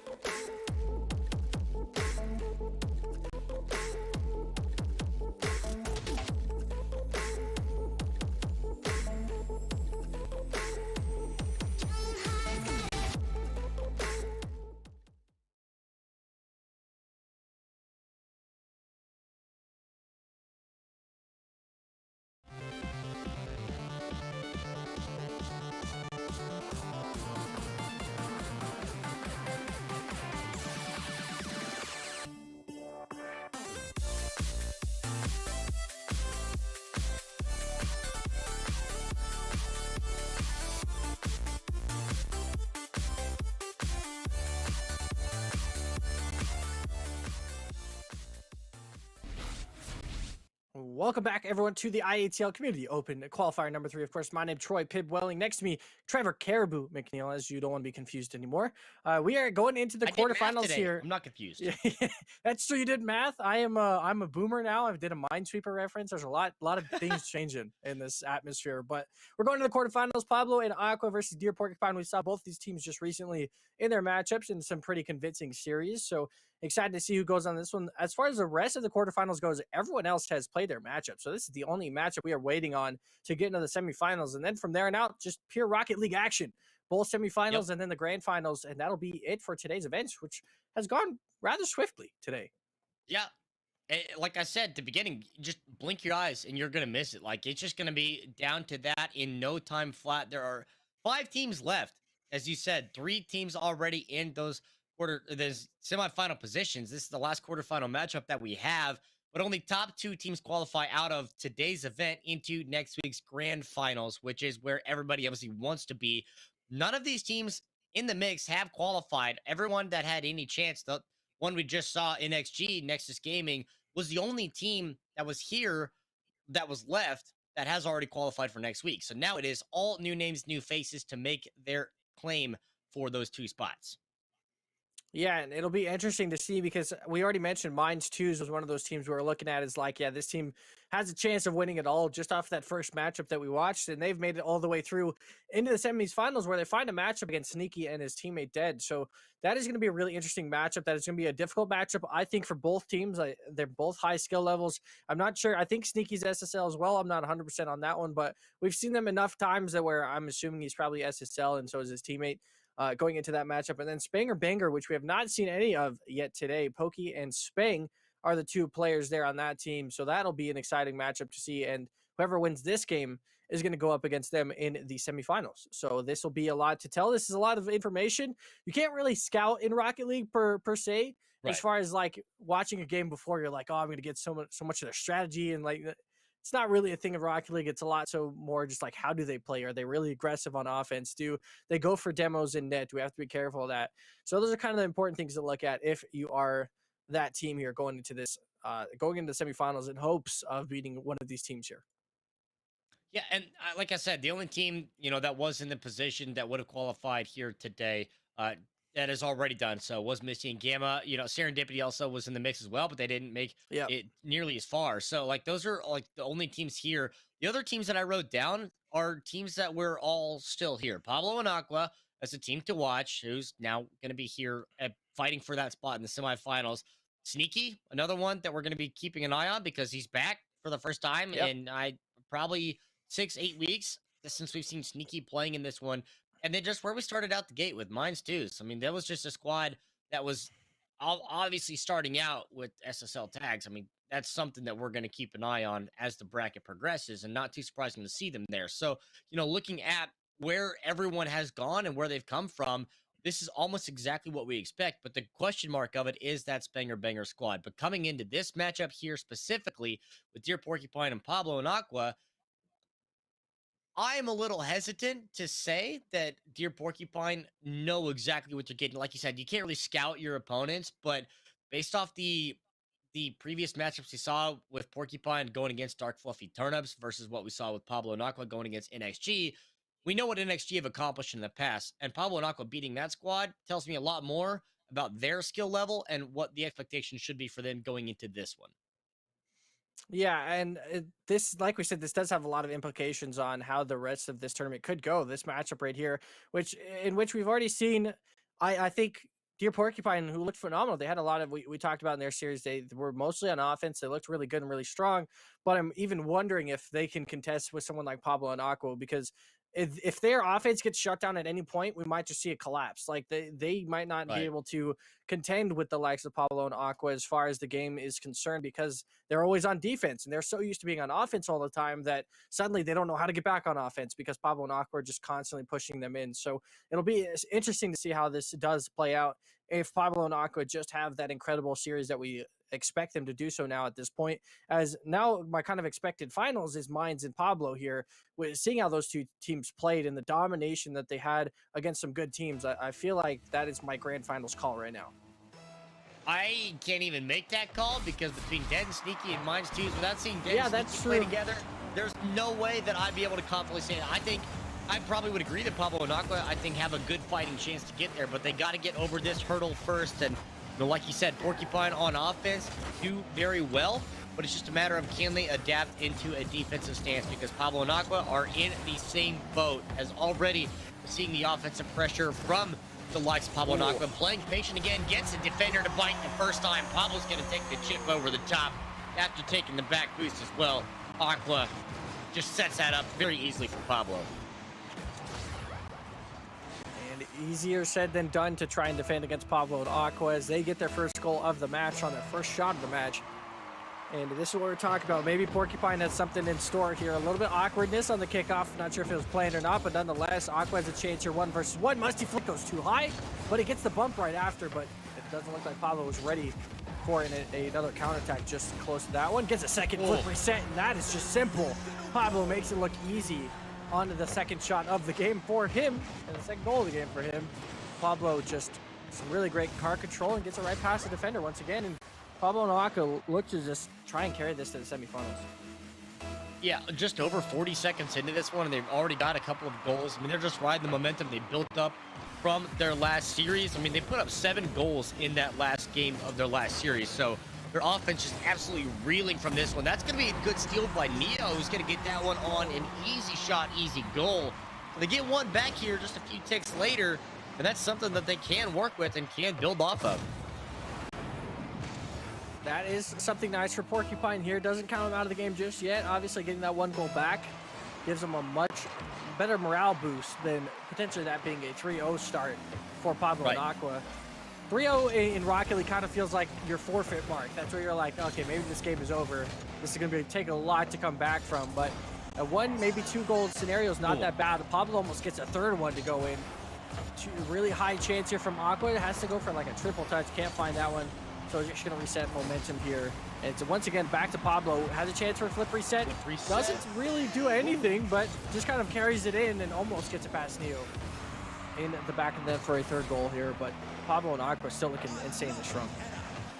Yeah, looking good here, but I like what Neo is doing in this point, you know, with the challenge here. And, you know, they're getting more opportunities. Rosia's going to get the shot that goes just a little bit wide. So, you know, it's a good transition for Porcupine where they're starting to find a little more opportunities and they're slowing down the offense from Pablo and Aqua.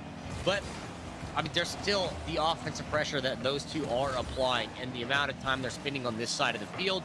And just their small little hesitations. I mean, they just delay it all so much with their stalls and just a half-second wait to make the defender bite so that they get an equal open opportunity to just get the shot on, and it's a surefire guaranteed. But for the time being, the defense of Porcupine has rose to the occasion, and they've stopped the goal-scoring machine of Pablo and Aqua. Which is really hard to do, obviously, like we were just mentioning, that Pablo and Aqua looked insane in their last series, and could a very aggressive offensive team like Porcupine even deal with another aggressive team in that same state? And yeah, so far they have. I mean, it obviously started not great for them, but it's been 2-1 for about a minute and a half so far. A lot of that early action just came in the first minute here from Pablo and Aqua, so they have not had anything just yet. Great save there from Rosia. As Pablo looks to try and maybe get his third of the game so far. He's done a lot of the offensive creation here for Pablo and Aqua. 2 minutes left on the clock, though. Still plenty of time for both teams to make something happen, and probably will see another goal at least from each team, I would say. Just due to the sheer offensive mentality from both teams. The scoring is not going to stop. Just kind of surprised that it's been a stalemate for this long.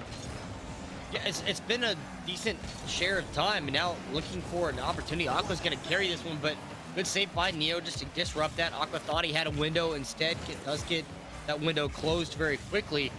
But yeah, talking about the delay of this one, that's going to be a miss on the air, and that's going to be a second miss to give an insurance lead here for Pablo. Gives him 3-1 under 90 seconds to play.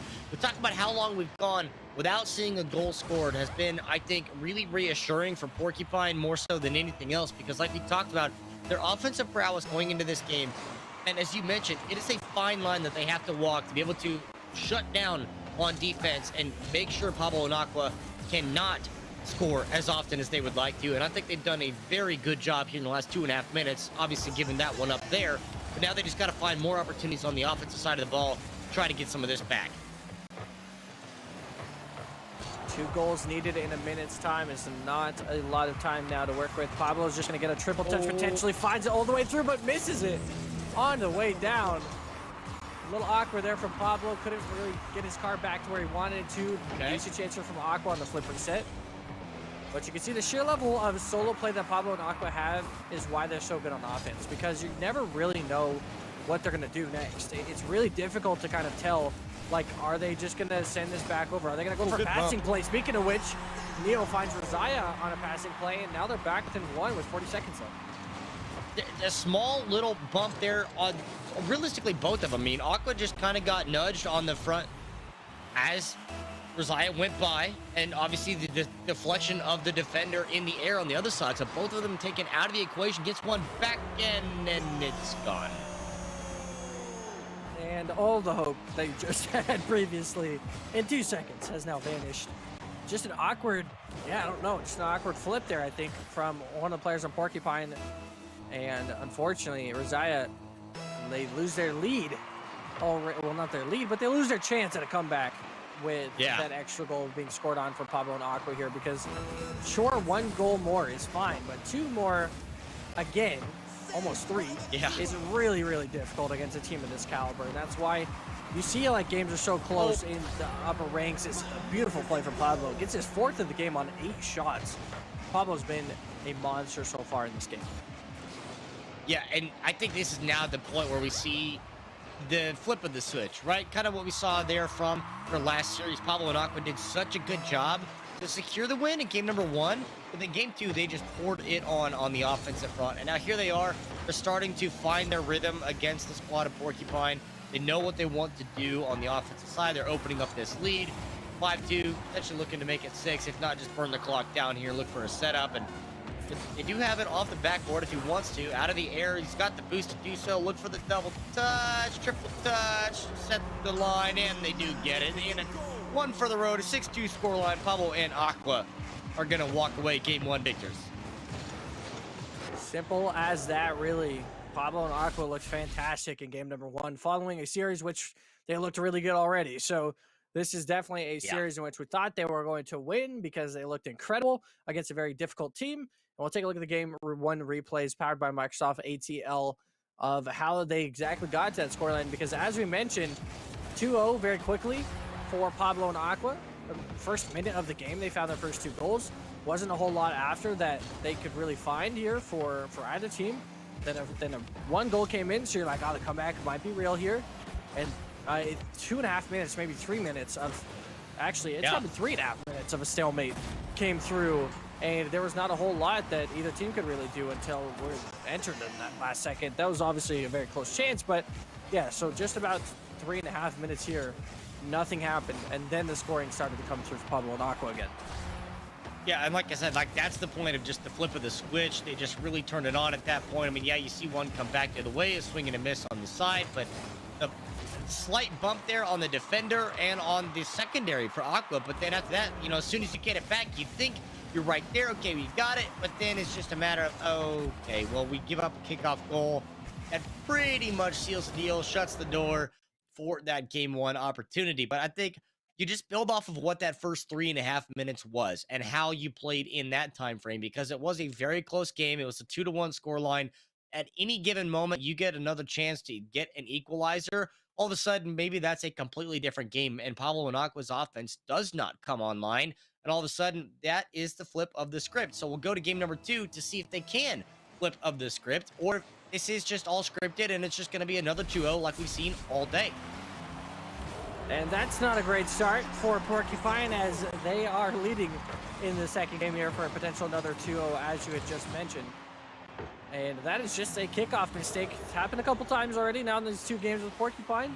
Probably uncharacteristic mistakes, but nonetheless, we already talked about in the last series against Nexus that you make any small mistakes against Pablo and Aqua, they will capitalize and that be right back. Rosiah off the kickoff, gets his game equalized.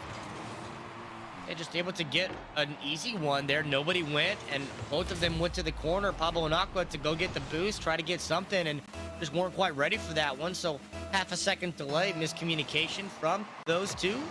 Gets an equalizer back, and it's as if the last 10 seconds never happened. We're tied at zeros again. And Never make mind. that changed once again. 15 seconds and it's 2-1. Aqua makes it look easy. Just some great ball control here in the air and gets a right past the defender on Neo there. Neo got the bump on Aqua, couldn't find the ball though. And thus, Aqua and Pablo lead once again. There has not been a point in this series that Porcupine has had the lead, so or been tied. They've been close on both sides, but they have not been able to get past that mark. And that's just because of how good Aqua and Pablo are on offense. They just don't give them a chance to equalize. Yeah, as soon as they get something, it goes right back the other way. And I mean, now we're seeing a little bit of time spent on this side of the field, but Pablo and Aqua quickly with the clearance out are going to keep this on. But Aqua doesn't get that boost, and now will run out. Pablo similarly is out of boost. Aqua does just pick up that full 100 there in the corner. Now a little bit of a reset here.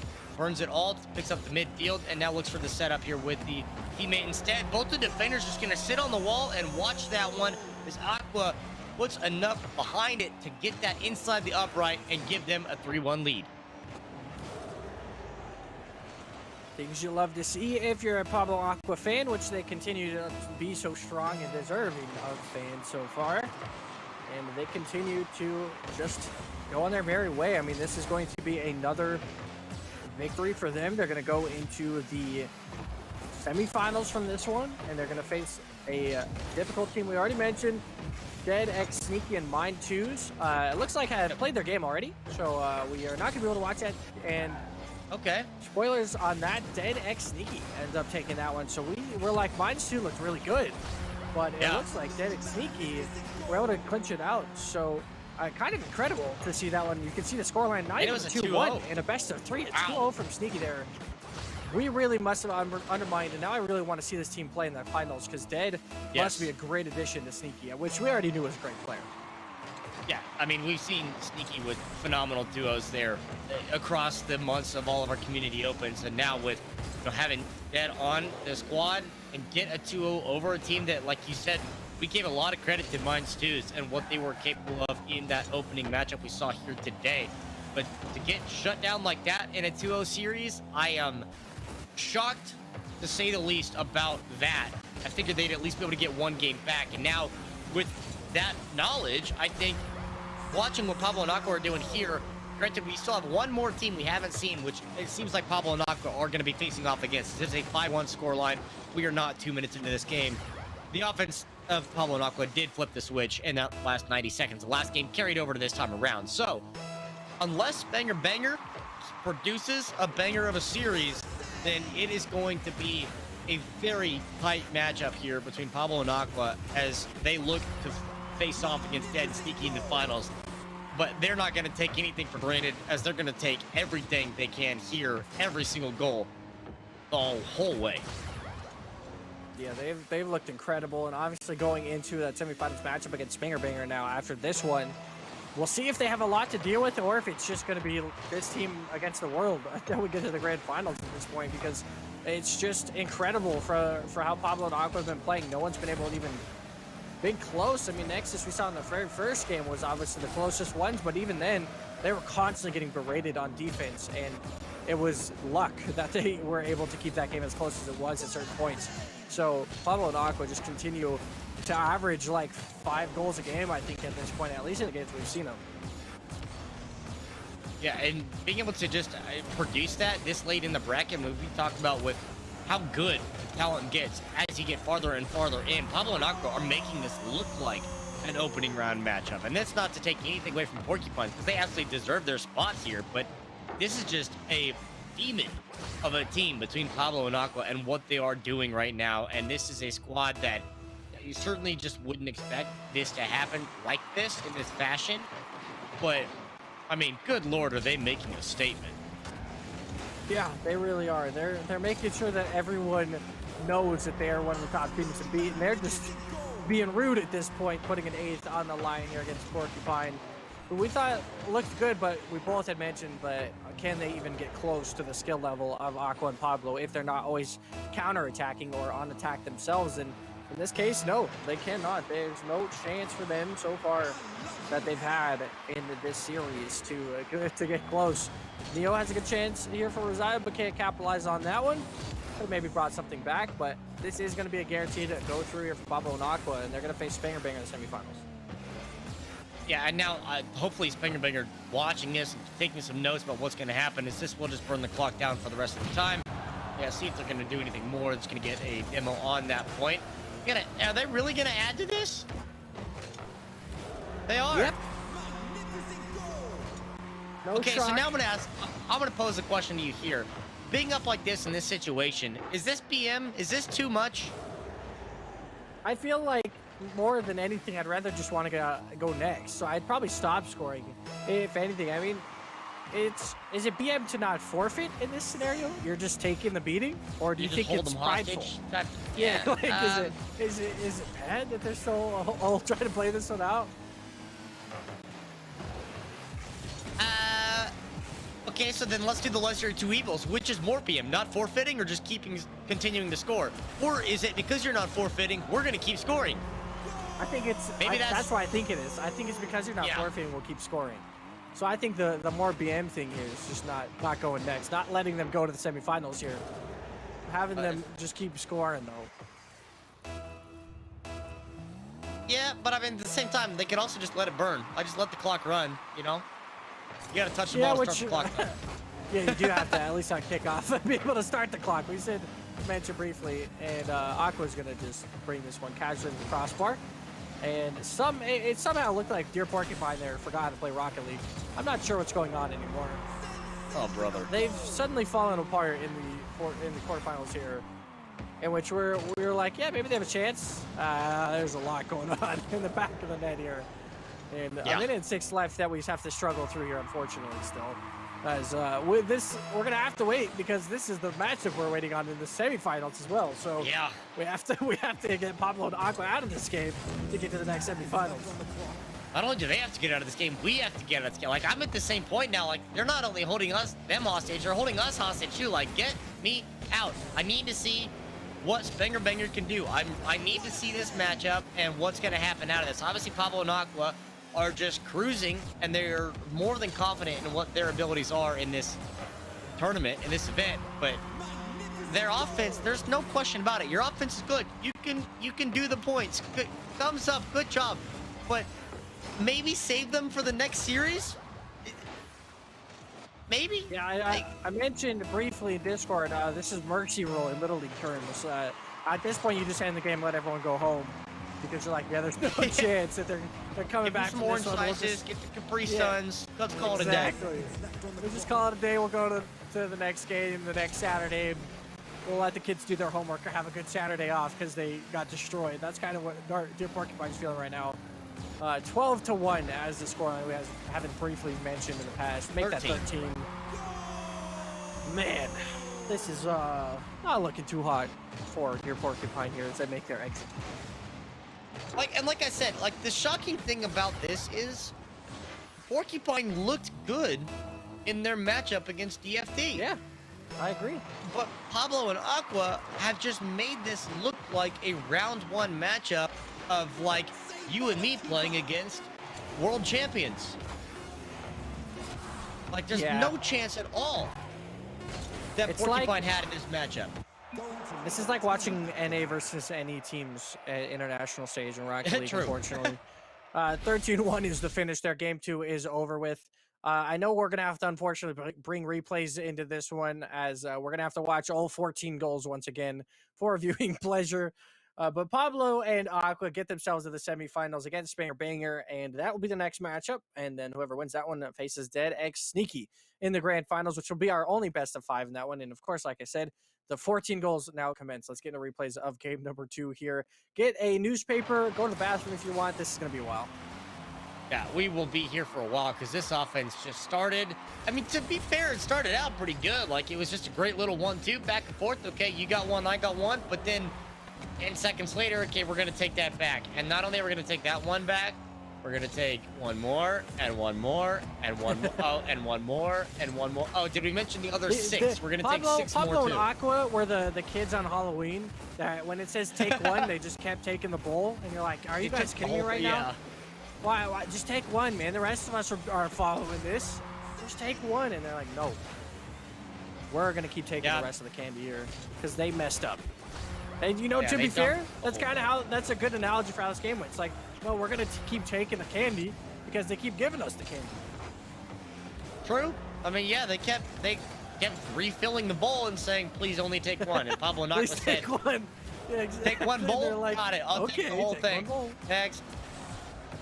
Refill it, please. Only take one. Okay, I'll take one bowl. Yeah, this is all mine. And then before you know it, you end up with 34 pounds of Halloween candy. I remember those days as a child. Like, Halloween was one of the best holidays ever. It was so fun because it randomly fell on like school nights sometimes, but there was some good days on like Friday nights or Saturday nights, and you're like, oh, this is fantastic. I can get this insane amount of candy.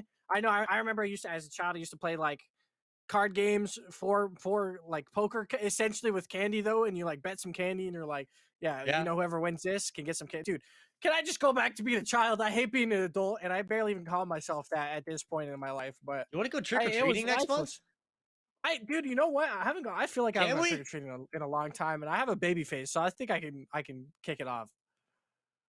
We can pull it off. We'll make the plans. Put it in the calendar. Let's call it a date. Pablo and Aqua, Spanger Banger, they're going to call it a date too, as go into this last matchup here before we get to our grand final scores. Dead and Sneaky have punched their ticket, as we said, already qualified for the finals, not only here today, but also for next week. This is the last spot available. One of these two teams are going to move on to not only today's final to try to get the large share of the prize money on the line, but also to punch their ticket to next week's, where there's even more money at stake.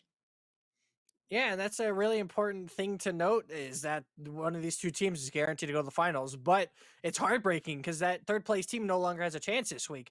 And qualifiers 1 and 2 is the only chance that third place team can have something. So it is that really sad little small violin music that starts playing if you lose this series, because you are not going to be able to make it to the finals. But like we've mentioned, this was probably we're seeing a lot of great teams come alive, but this is probably the easier ones of the qualifiers that we've seen in recent history. So you're had a great chance if you're one of the better teams, and I feel like most of our better teams did make it all the way through. Obviously, Nexus Gaming is one of the only ones where like they got unfortunate. They faced one of the best teams in the quarterfinals, or in round 3, sorry. So they didn't have a chance to really kind of show that they deserve top 4. But as far as predictions go, Pablo Aqua 2-0. Let's just go to the grand finals. We haven't seen Spanger Banger, so I can't like go against them. But Pablo and Aqua have looked incredible.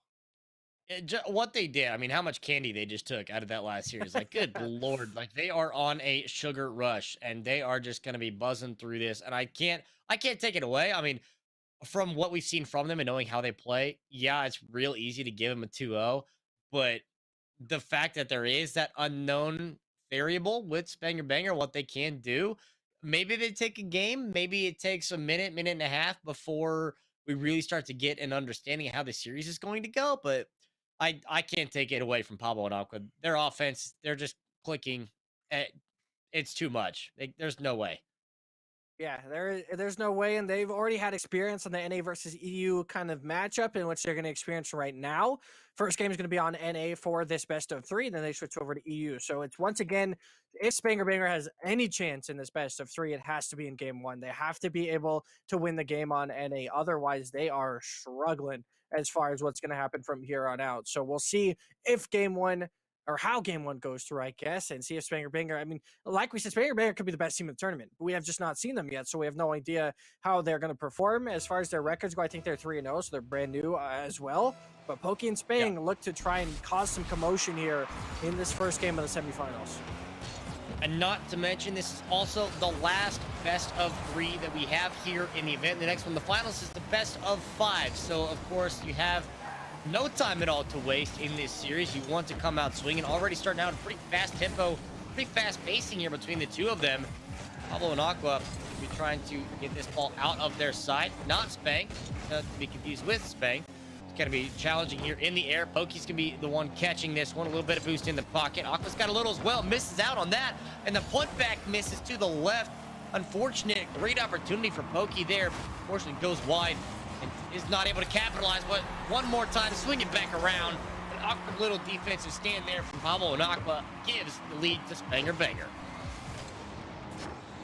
And exactly what they expected, or, well, not what they expected probably, but what they wanted going into this first game. It's a quick lead against Pablo and Aqua, and that has been the case as we're 45 seconds into this one. And Pablo gets a decent pass over to Aqua. Aqua needs to have some indication to try and get his car flipped around to get that one back towards net. And boost is going to be collected here. Pablo is going to have a decent clearance and should continue that towards midfield.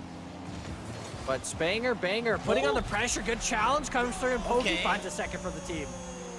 Now, wait a minute here. Great little 50-50. Good challenge in front of the net. And the one at midfield just as well.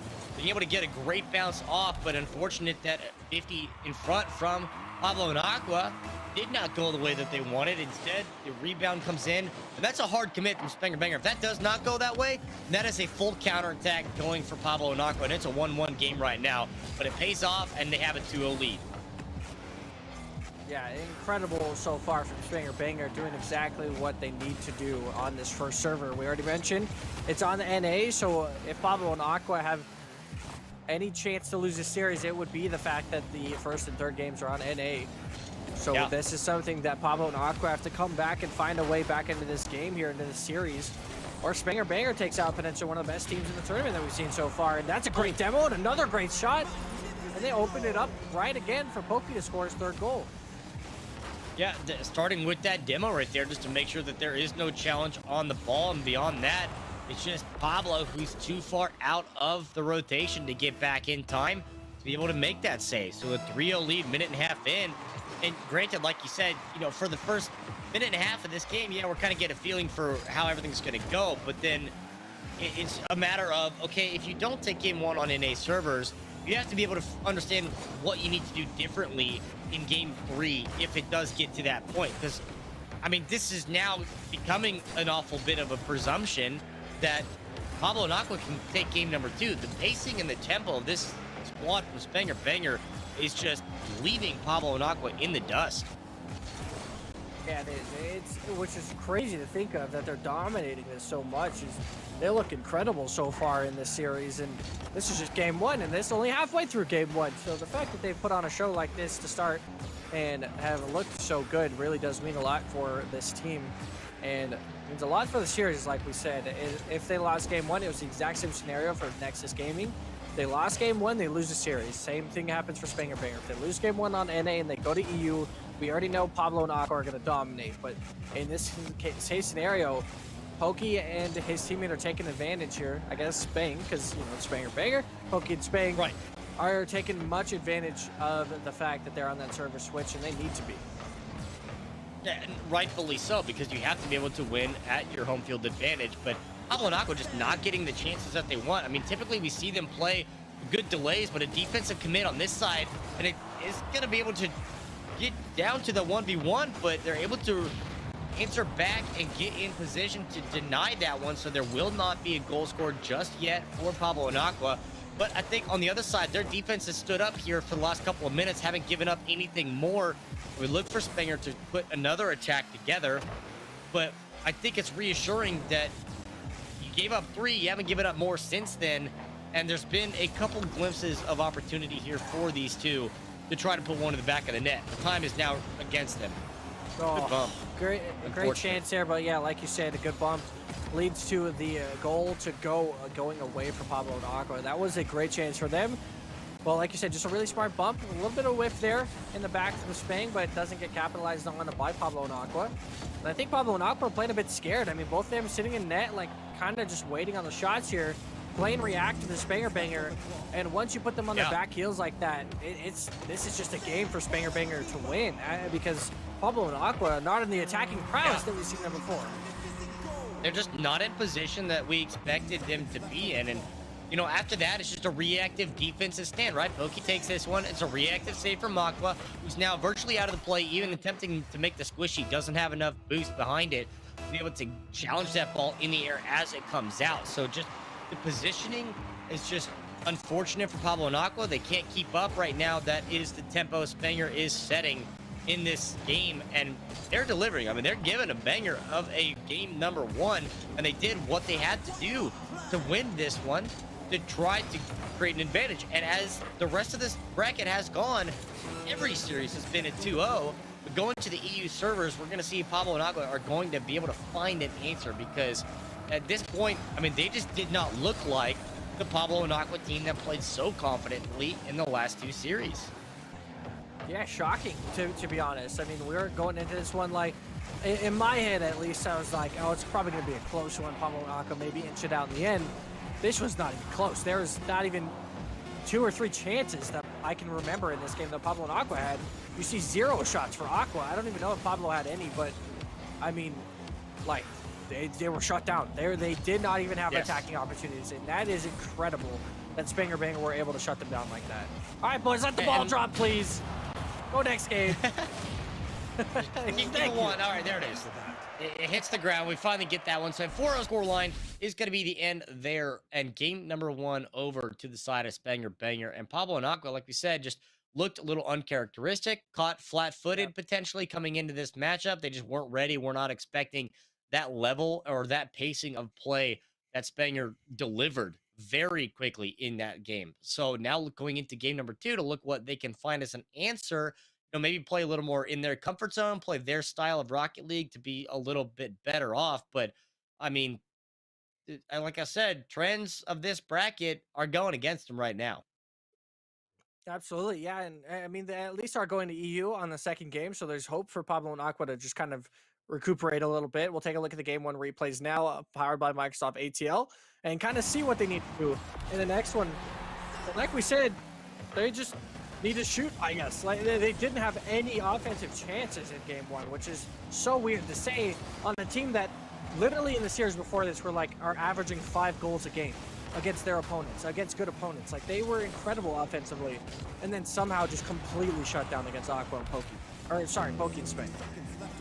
Yeah, and that's just kind of interesting to look at. Everything we talked about with what Porcupine should do, about, to shut down the offense, to get him caught reactive, do everything, blah, blah, blah, blah.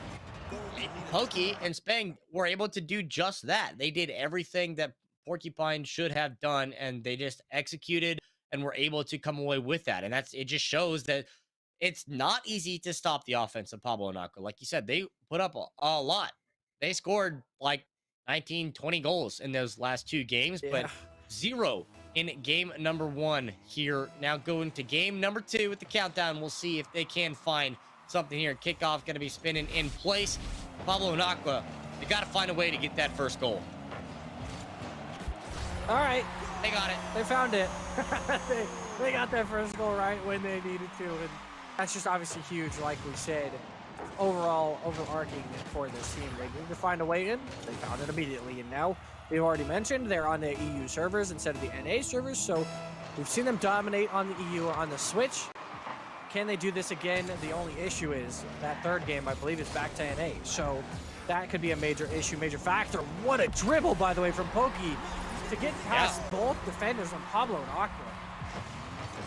Yeah, Aqua just with the 180, but played it off the wall, and then a nice little flip over to juke out both of them, like you said, get past and equalize this game almost immediately after. So, they're showing that just because they switch over to the EU servers, they got a little something in the tanks here, but off the kickoff, Pablo's going to say, no thank you. 3 seconds later, we're taking that lead back. Kickoff goals are coming in quite often in the last few series that we've seen. Just, I would say uncharacteristic though, more than anything else. They're kind of just happening like, oh, well, we got scored on kickoff. Kickoff goals feel the worst, especially if you know the opponent didn't have like a specific strategy. Like they didn't fake on kickoff or try and like cheat on the kickoff to get a goal. They just kind of got it past you. And Pablo quickly finds another one. So Aqua playing smart Rocket League here, pushing towards the back of the net, and is able to have a really good chance on that goal and goes towards the bump. And the most important thing, even if he didn't get the bump, he did get him out of his position in net, and that's the most important thing about going for bumps and demos, is that you get the goalie out of a safe position where they can easily save the ball. Able to at least make an opportunity and capitalize on such, giving them an insurance goal one more time. A little bit of a lead. Aqua is going to get credited with the shot on and saved by Pokey, but not too much there. Demo onto Spang here, creates a 2-on-1 briefly, but Respawn going to come through in time to at least disrupt this temporarily. Pablo with no boost going to take a full rotation back, and now Aqua going to do the same. That Demo is going to at least slow this down, though. The challenge towards midfield, and a Demo answered back the other way. Very explosive matchup here this time around between these two squads. Pablo is going to try to find one on this other side. Now it's just a little back and forth midfield play, but this looks more like Pablo and Aqua squad that we're moderately accustomed to. But the fact that this is on the EU server and how dominant we saw Spanger on the NA side, this just still might not be enough for Pablo and Aqua if they make it to game 3. Yeah, if might be a win, because fourth goal comes in from Pablo and Aqua here. Almost a save in the back of the net from, I believe it was Spang back here. He got there in time, but just bulleted it down into the back of the net. Almost there with the save. Could have been that chance that Spanger Banger could have found if they were able to score. It becomes 3-2, but now, because that is not saved, it becomes 4-1, and Pablo makes it 5-1 right after. So it just a complete difference in games and teams in general, which just confuses me. How did Pablo and Aqua get shut down so hard in the first game?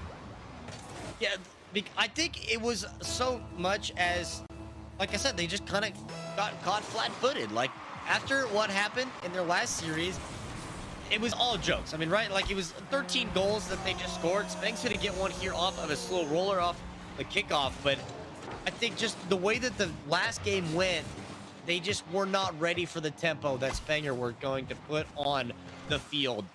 And that's why, unfortunately, they just found themselves in that predicament far too soon and could not find an answer back.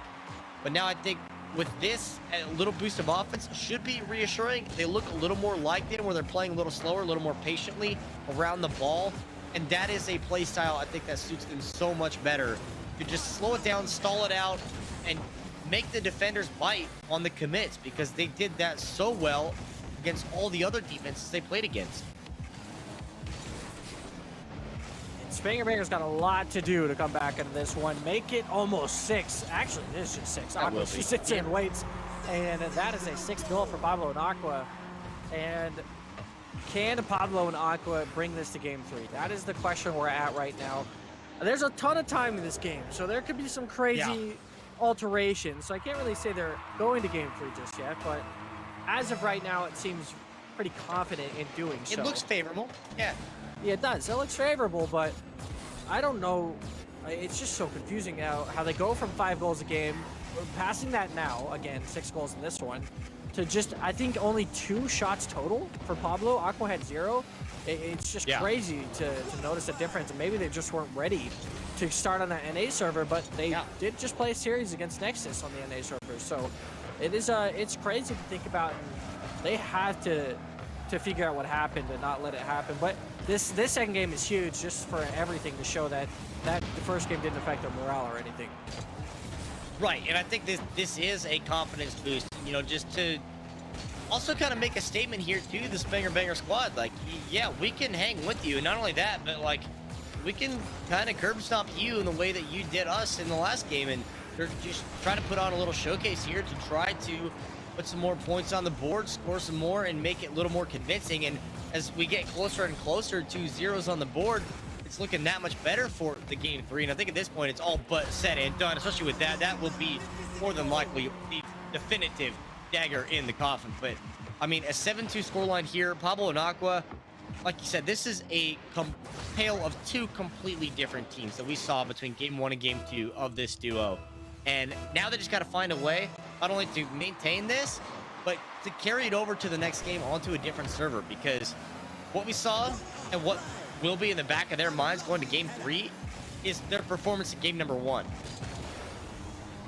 Yeah, absolutely. And they have to be able to come back now, because obviously at this point, you're not stopping Pablo and Aqua from scoring 7 goals, but you have to be able to do that in the next game. You have to be able to reset now, and Spanger Banger has to try and just play this similar fashion that they did in the first game, because clearly something went massively wrong or massively well for Pablo and Aqua. And I can't really pinpoint either side just yet.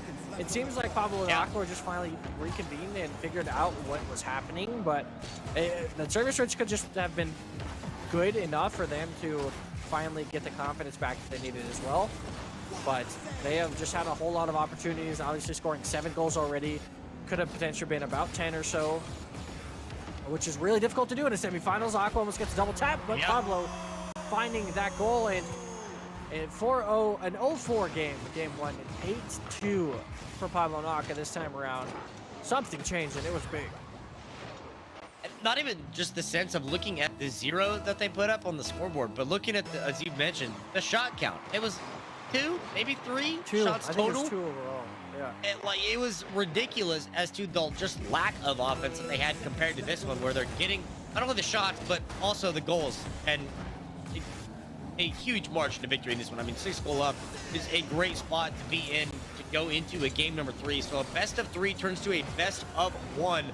Banger have certainly made this a banger of a series. Our first game 3 that we're seeing today, and it's of course our last semifinal matchup before we go to the grand finals. Only one of these teams is gonna go to play next week, and it's gonna come down to a game 3. Yeah, it's rough. It's a lot on the line for the last game of the semifinals, and we'll see as this game ends. And as we're gonna have to go through what's the word? Monitude. What's the it's an M word? Multitude? I don't think it's multitude. Maybe that's what are you trying to say? I don't know. Just that there's a lot of replays because there's a lot of goals. I guess multitude makes sense. Monumental? Yeah. I don't know. I don't know where I was trying to go with that. But nonetheless, I don't either. 9-2. 9-2 finish for Pablo and Aqua in the second game after putting a 0 up in game number 1 is quite a huge turnaround. So going into game number 3, I believe is confirmed back onto the NA server, and we will go into the replays for game number 2 powered by Microsoft ATL and see just how they did it. I mean, they just kind of started connecting on everything, and maybe it was a little bit lackluster from Spanger Banger's defense at times. So we saw an immediate counterattack goal to start the game, and then just some really good dribbling from Pokey, but they couldn't do really much else after this. Yeah, it really just kind of fell flat after. I mean, immediately we saw the return serve from Pablo to be able to get that one back. And then, just that delay right there, just that little bit of a stall from Aqua is just so much about what their offense kind of seems to center around. It's just creating a hole in the defense by forcing them to bite. I mean, granted, the bump on the goalie also helps, but they just, by slowing the game down, just make it that much easier for themselves to force mistakes from their opponents. And I think that was something that they did not do at all in game number 1. They just tried to play the game Spanger Banger wanted to play at a fast-paced, high-tempo, incredible rate of speed that Pablo and Aqua just could not handle. It was just too much for them. They regained the identity in game number 2. That's why they had such a commanding victory, and I think that's the component they need to carry to game number 3. On the other side, it's just a very easy answer. Play fast. Don't let them slow the game down. Just keep that tempo up, and Spanger Banger will be joining Dead and Sneaky in the finals. That's exactly what we saw in game 1. They played fast. They had really good early challenges on the other side of the field, on the attacking side of the field, and Spanger Banger was able to capitalize on a couple of those. And even in that second game, one of their 2 goals was just really fast play from Pokey, just down the sideline, able to carry that ball from corner to corner and in. So, I think that's a really crucial point that you make, is that they really do just have to play fast against this team. You can't give Aqua and Pablo any room. You can't let them create. You have to be constant there to challenge. Aqua's the only one back with 0 boost, somehow finds a save here. And it keeps them alive. It keeps them 0-0 for now, and still has another chance on net, but good challenge comes in once again.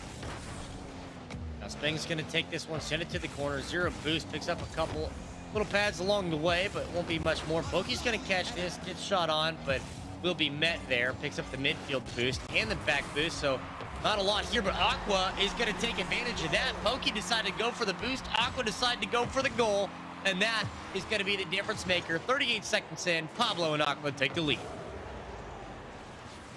And a quick turnaround in what happened in game one. They're already doing better back on the NA servers.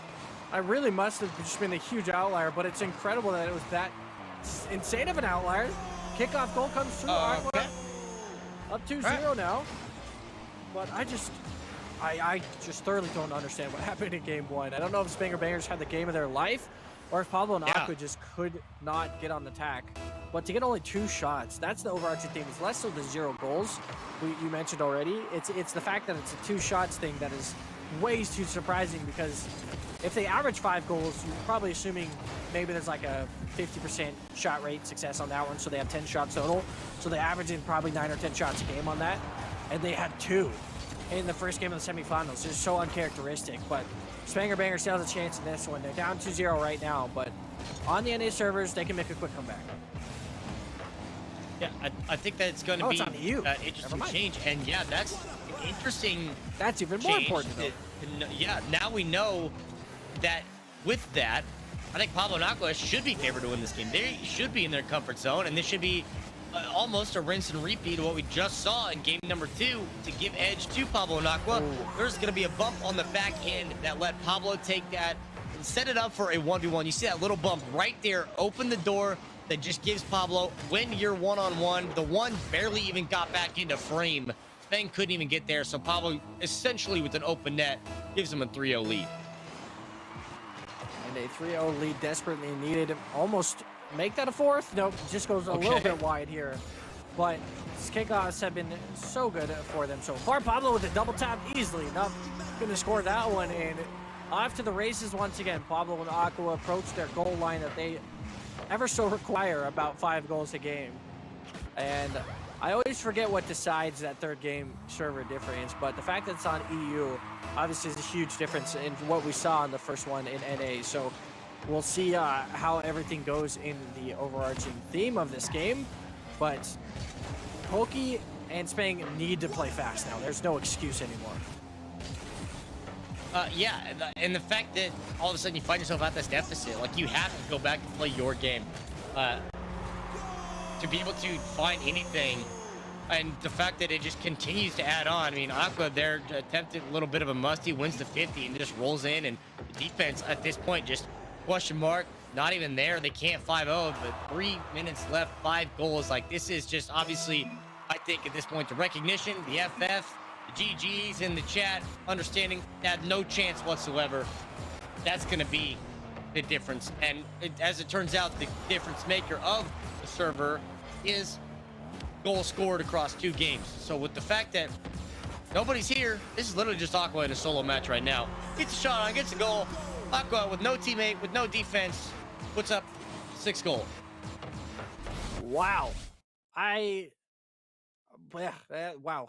that's all that can follow a 0 goal game in the first one, and then 15 in the next 2. It probably could have been more if they didn't leave. So I mean, just incredible from the likes of that team. And now going into the semifinals, or going into the finals now, can they do that against DeadX Sneaky? Because we saw what happens when they get shut off of offense. They just get shut off completely. They can't even like function. If they can't score 5 goals a game, they score 0 from what we've seen so far. And obviously it's a small sample size. We saw one game where they didn't score 5 goals a game, but it's something to keep an eye on going into the grand finals, because now we're in a best of 5.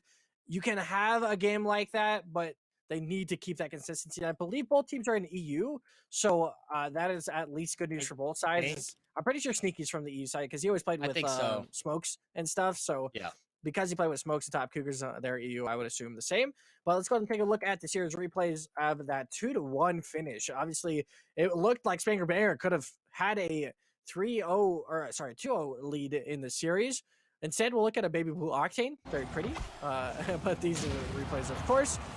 But after this first game, I was like, is Spanger Banger just one of the best teams in the tournament? And then quickly, Aqua and Pablo were like, no, we are.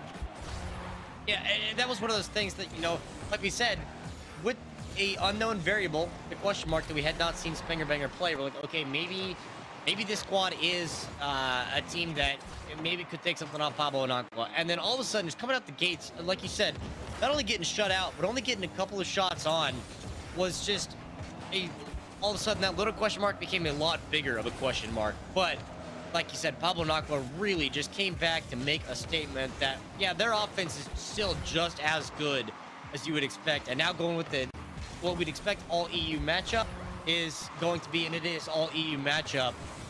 I think Pablo Nakwa should be again in a comfort zone for their offense to work. But just the fact that Dead and Sneaky just made it to the finals that fast over a really solid Minds 2's team, like maybe Dead Sneaky is just absurd. Well, we know Sneaky's good, but maybe bringing in the +1 with Dead is just what they need to be able to walk away with this. But now we know these two teams, they've qualified for next week. So like they got that, but now it's just a little bit of pride on the line for who's going to take home the larger share of money. Yeah, absolutely, and it'll be fun to watch. The sunlight is griefing me right now. See It's that. just right at the corner of my eyesight. But yeah, it is going to be really interesting to see how this does. Of course, play through because Dennis X Sneaky we have not seen before. We know Sneaky is a fantastic, very good player, but we have not seen Dead play. But clearly, they're good enough to just breeze by an SSL team that was Minds 2's in the Yeah. semifinals. So a 2-0 sweep in that semifinals just means that. There's a lot that this team has to showcase, and if they just saw that last game, if they can see what happened, if they have the analytical mind that I can't see somehow that they lost 0-4 and got no shots in that first game, I'd have to rewatch it back to really see what was the Right. case there. But that's what Dead X Sneaky have to find in this one is if they can just stop the scoring, which is dumb as it sounds, just stop them from scoring. It is very true though, because Pablo and Aqua seem like a very momentum-esque team. They want to constantly keep scoring once they get that first goal in. So that is going to be interesting to see what is going to happen there. And also caster predictions coming through. It's tough. With how Yeah. Pablo and Aqua have been playing, they look fantastic. And then Sneaky deserving of these top two spots. Right. I'm gonna say it's a 3-1, but I don't know which way it's I gonna be a agree. 3-1. But I feel like that's gonna be the scoreline. I agree in the sense I think it's going to be a 3-1. And you talk about how Pablo and Aqua roll off of momentum. I just don't think after, like, yeah, they're going to roll off the momentum they just got. And with you take into consideration the fact they're on EU servers, like, okay, so their offense is going to work. Like, they don't have to really worry about anything with any level of ping difference, at least to a degree. I I don't think they can build the momentum though. I just think it's too convincing that how fast Dead and Sneaky beat that Minds 2's team, how fast they made it here. We haven't seen them play, but just the understanding of who they beat and how seemingly dominantly they beat them, I have to give edge to Dead and Sneaky in this one, even without seeing them play.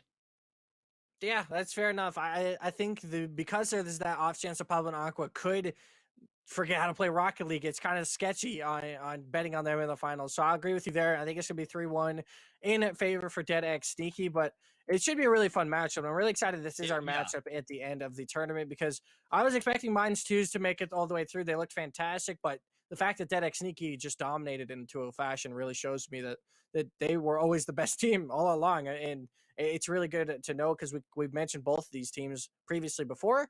Take a look at the bracket as how everyone got here. Of course, why we talked about Minds 2's being one of those convincing teams is because we saw an early matchup from them in round two, I think, or round three. It was one of our very first ones. I think it was round two, in which we saw their Yeah. progression, but they made it all the way in the semifinals and then just kind of got destroyed by Dead X Sneaky.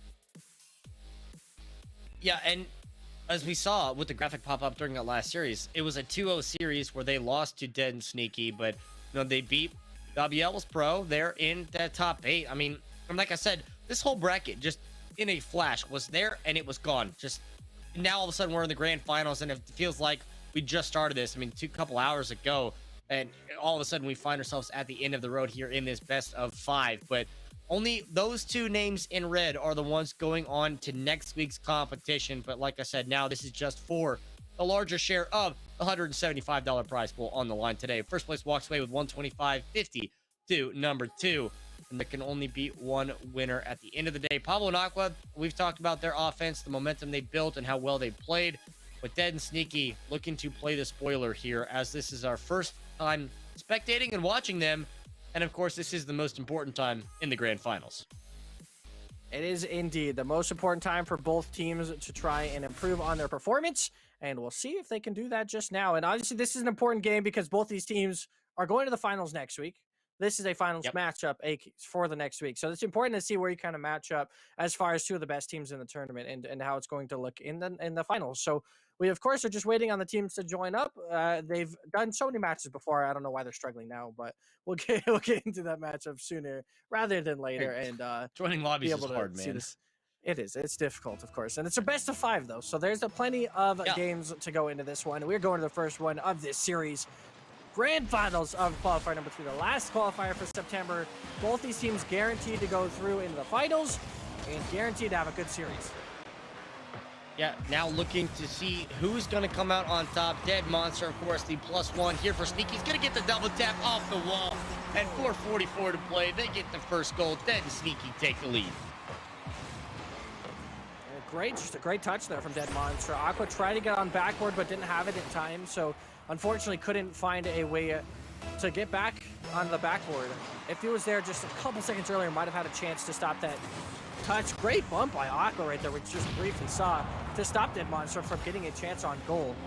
And now we see Aqua with a chance at a pass. Doesn't get it far enough left though, so it doesn't actually get that missed pass to go through. Has to go back here and get the boost pads and see if he can make anything happen. And now we'll see if they can score. Dead Monster finds the second one immediately. Able to immediately take that one back. You saw Sneaky there with possession to flip reset in keeping this one in the air forever. And it's just enough of a bump there onto Aqua that it just relies on Monster to get that shot on away from the defender. Is able to do just that and give them the 2-0 insurance lead. Just as we kind of expected. Obviously, this team's dominating for a reason. Good move from Dead Monster so far. The F1 car works out for Sneaky, and he gets a tap in. I've yet to see someone use the F1 car just yet, so you can see just how tiny it is, though, when up in the air. It's an interesting. I'm not sure the hitbox on it either, but nonetheless, that is a third in 45 seconds for Dead X Sneaky. Yeah, and being able Make to it four. just start with that, like that, and make it 4 like that. Like, this is a ridiculous, insane start for this team, and it's understandable that we do. Okay, so now we're gonna go into this whole meta car thing because everyone has always like used the Octane or the Fennec, right? And it's the same. It's one or the other, but everyone has always used that. Very rarely do we see in twos anyone using a Dominus, and Unless the they're F1 trolling. car has. Right, but the F1 car has a Dominus hitbox, so Yeah. it's like gets that extra little bit of range, a little longer on the nose, and I love seeing the versatility and the change of this one. But right now, and Sneaky, hey, do we give Pablo and Aqua 1 game? Do we call it a 3-1? I don't know because the way they're playing right now. Good lord. The problem with last series that's different than this one is this is a minute into the game and it's 5-0. Last series it ended 4-0 and it was like, Yeah, it didn't happen like this. Like, it was still a chance at sometimes for not Pablo like Aqua. this. So it's a little scary. I'm not gonna lie Yes. to see how this is forward. Yeah, this is a worst case start for Pablo and Oka, and maybe one more time they just caught flat-footed, not quite ready, just didn't know what to expect going into this one. But yeah, this is, like you said, a final score 4-0 and a minute in 5-0 is a lot worse. Aqua with the double touch, gonna get one back here, so now they're gonna start to get the understanding. But I think this might be one of those situations because you come in where 90 seconds, you get an idea what the opponents want to do, how they're gonna play, and now all of a sudden, unfortunately, 90 seconds in, you're at a 5-goal deficit already. It's just not the position that you want to be in once you do figure out what the opponents are doing. Yeah, and that's another goal. That's a kickoff goal for Aqua and Pablo, as I think it was a fake. Sneaky just, they faked it. Sneaky just hits it straight into Aqua, and Aqua obviously just an easy counterattack at that point, finds a goal. And now we're 3 goals away. This is why you don't FF, especially in the grand finals. You do want to play your games out because you know you have the talent and the potential to score 5 more goals against them and then make that 3. We are already within 2. In another minute, could we get 10 goals in 2 minutes from 2 different teams? Absolutely. Like, the way that this is going right now, absolutely. Like, these two, obviously, I think we're just going to say, you know what, we don't need defense. Just who's going to score more, just full send on the offensive front. But the fact that they put up 3 goals in, like, the last 20, 30 seconds is just substantial and very impressive with the likes of this one. Finally, a little bit of a slowdown here, but Aqua's going to come in to challenge and win that one out. Pablo's not there for the follow-up, waiting on the boost to come back before they get this. So a brief reset here. Pablo with boost in hand. It's going to be very conservative with this coming down the field. Keep it in the corner in play. 100 boost here for Aqua, but that will fall apart here. But we're coming up on the halfway point. Only the 2-goal separation now between them. But with Pablo and Aqua have figured out what they want to do. Tries the musty, does not get it. But they figured out what they want to do. They just now have put the pressure on and they're keeping the ball on this side of the field. They have flipped the switch on offense here from the first. I mean, to be fair, it was a minute of time that Dead and Sneaky just constantly were on attack and scored. So it's not like Pablo and Aqua had a chance to go score on the other side. But great challenge there. Pablo is in the back of the net, though, and this just shows you this is going to be a high-scoring affair, I hope. We always say that. We're like, that's the outlier. They scored 2 goals this game, and then it stays the same. I hope the rest of these games are high-scoring, and not just the first one, because I think both these teams are offensively capable, especially seeing the way Dead X Sneaky have played. Great angle there from Sneaky, but it looks like Aqua is there in the back of the net. A little bit of time, though, that has gone by with not a whole lot of action. Yeah, exactly. Oh, almost got it back. Aqua got the shot on. Sneaky does get the save, though, and we hit the stalemate in the corners. Pablo's going to take this, try to go over the top. Crossbar doesn't go. A demo there as well. What a save on the post. And don't let that ball go in, so it maintains a 5-3 instead of going to a single goal change. The demo on the other side, Dan's going to win out of the demo and win out for the goal. 3-goal lead now.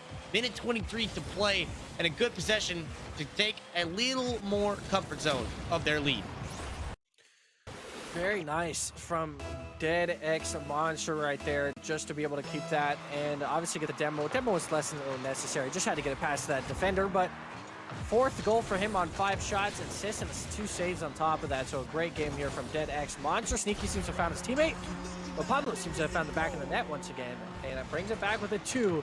We're at 10 goals in game number 1, and both teams look to be amassing that insane goal line that we were expecting.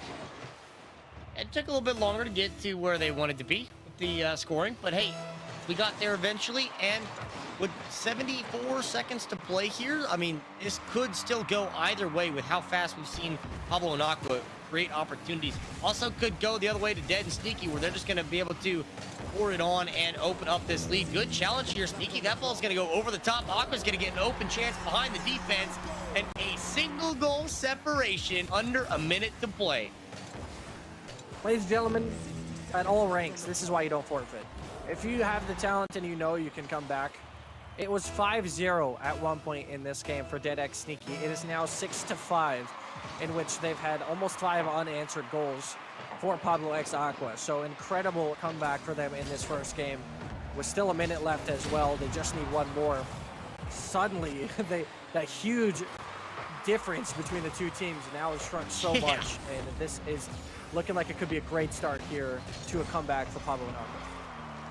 Yeah, and the point, as you said, with the 5-0, there was a question mark of, like, do we even give the benefit of the doubt that Pablo and Aqua are going to win 1 game? And it might be this game. Like, the way that it's going, like, they'd have to get 1 goal back, obviously, and time is not on their side, but a loss of possession here and a lot of boosts used. Dead Monster dead in the water at this point. Aqua's going to get a pass off to Pablo. 15 to play now. Ball will be caught there by Dead to be able to send it back to the side. Sneaky's going to get a center off, and inside the post is going to seal the deal. 9 seconds to play.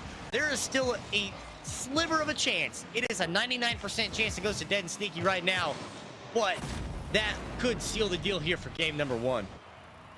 Probably will, with 9 seconds left in this one. Not looking the same for the comeback that Pablo and Aqua were looking for. So nice way to close this game out after a very close way back in. Pablo and Aqua, obviously, like we said, I think 4 unanswered goals, getting the 5th one on top of that, but an incredible comeback, which means a lot for how the state of the game is going to go potentially for the rest of the series. These are going to be close, and it's going to be competitive, and that is exactly what we want in a best of 5 in the grand finals. Oh, absolutely. You couldn't ask for anything else in the grand finals, especially when it comes down to 2 teams like this. You know, we've kept an eye on players that we've seen in previous community opens before, and now all of a sudden they are back after quite the hiatus. hiatus. I mean, it's been a couple months since we've seen Sneaky. It's been a couple months since we've seen Pablo or Aqua, and they all Right. reunite here in the grand finals. Take a look at the replays from that opening game and how close it was. I mean, like you said, it started out. This was wide open, a 5-0 lead, as you see on the scoreboard, and then all of a sudden, it just went the other way. Yeah, it did, and just incredible that it even could have gone the other way after a 5-0 start. We really were like, yeah, this is maybe a go next kind of scenario. I don't know about this one, but we forgot about the talent that Pablo and Aqua contain between the two of them, and they made sure to showcase that they have the talent.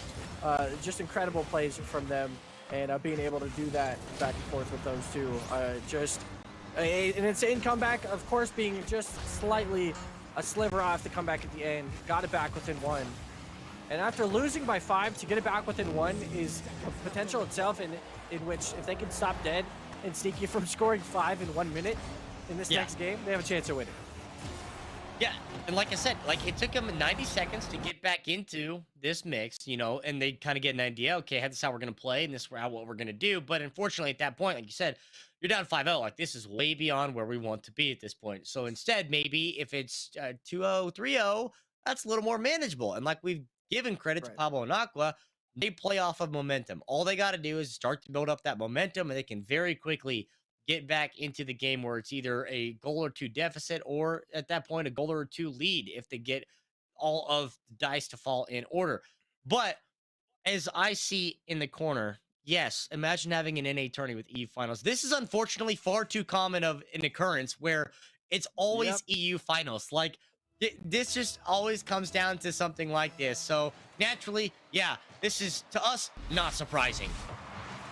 Yes, with the teams we've seen constantly, it's almost always been in EU finals for the most part in these NA EU tournaments. And hey, if you're gonna lull, if you're gonna kick W about it, tell the NA teams we want some NA Yeah. finals too. But we rarely see NA teams in the finals with how competitive the EU teams are. So I don't know, bring energy over here. I have no idea. We need some NA representation because the EU teams have constantly come out and destroyed the NA teams in this tournament.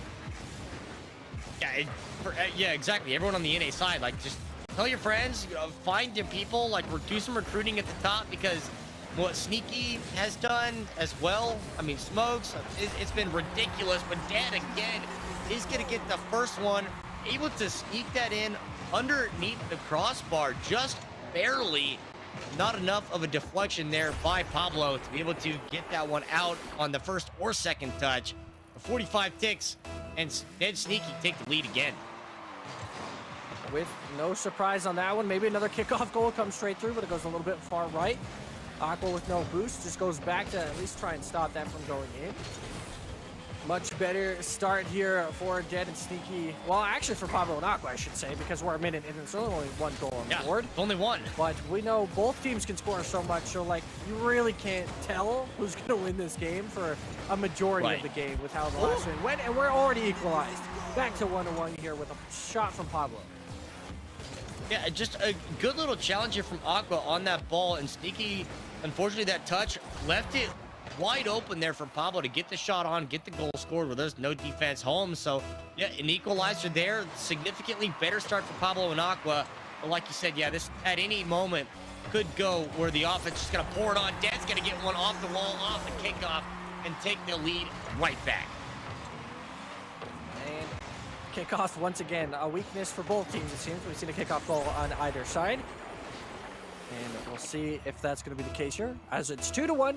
In this second game, of course, this is a best of 5. You can see the top left, the only best 5 of today's event. So it's not like if Dead X Sneaky win this game that Pablo and Aqua are out of the finals. There is still chance for them to come back here. They just need to be able to keep Dead X Sneaky low scoring, especially in this game, and then they'll have another great chance.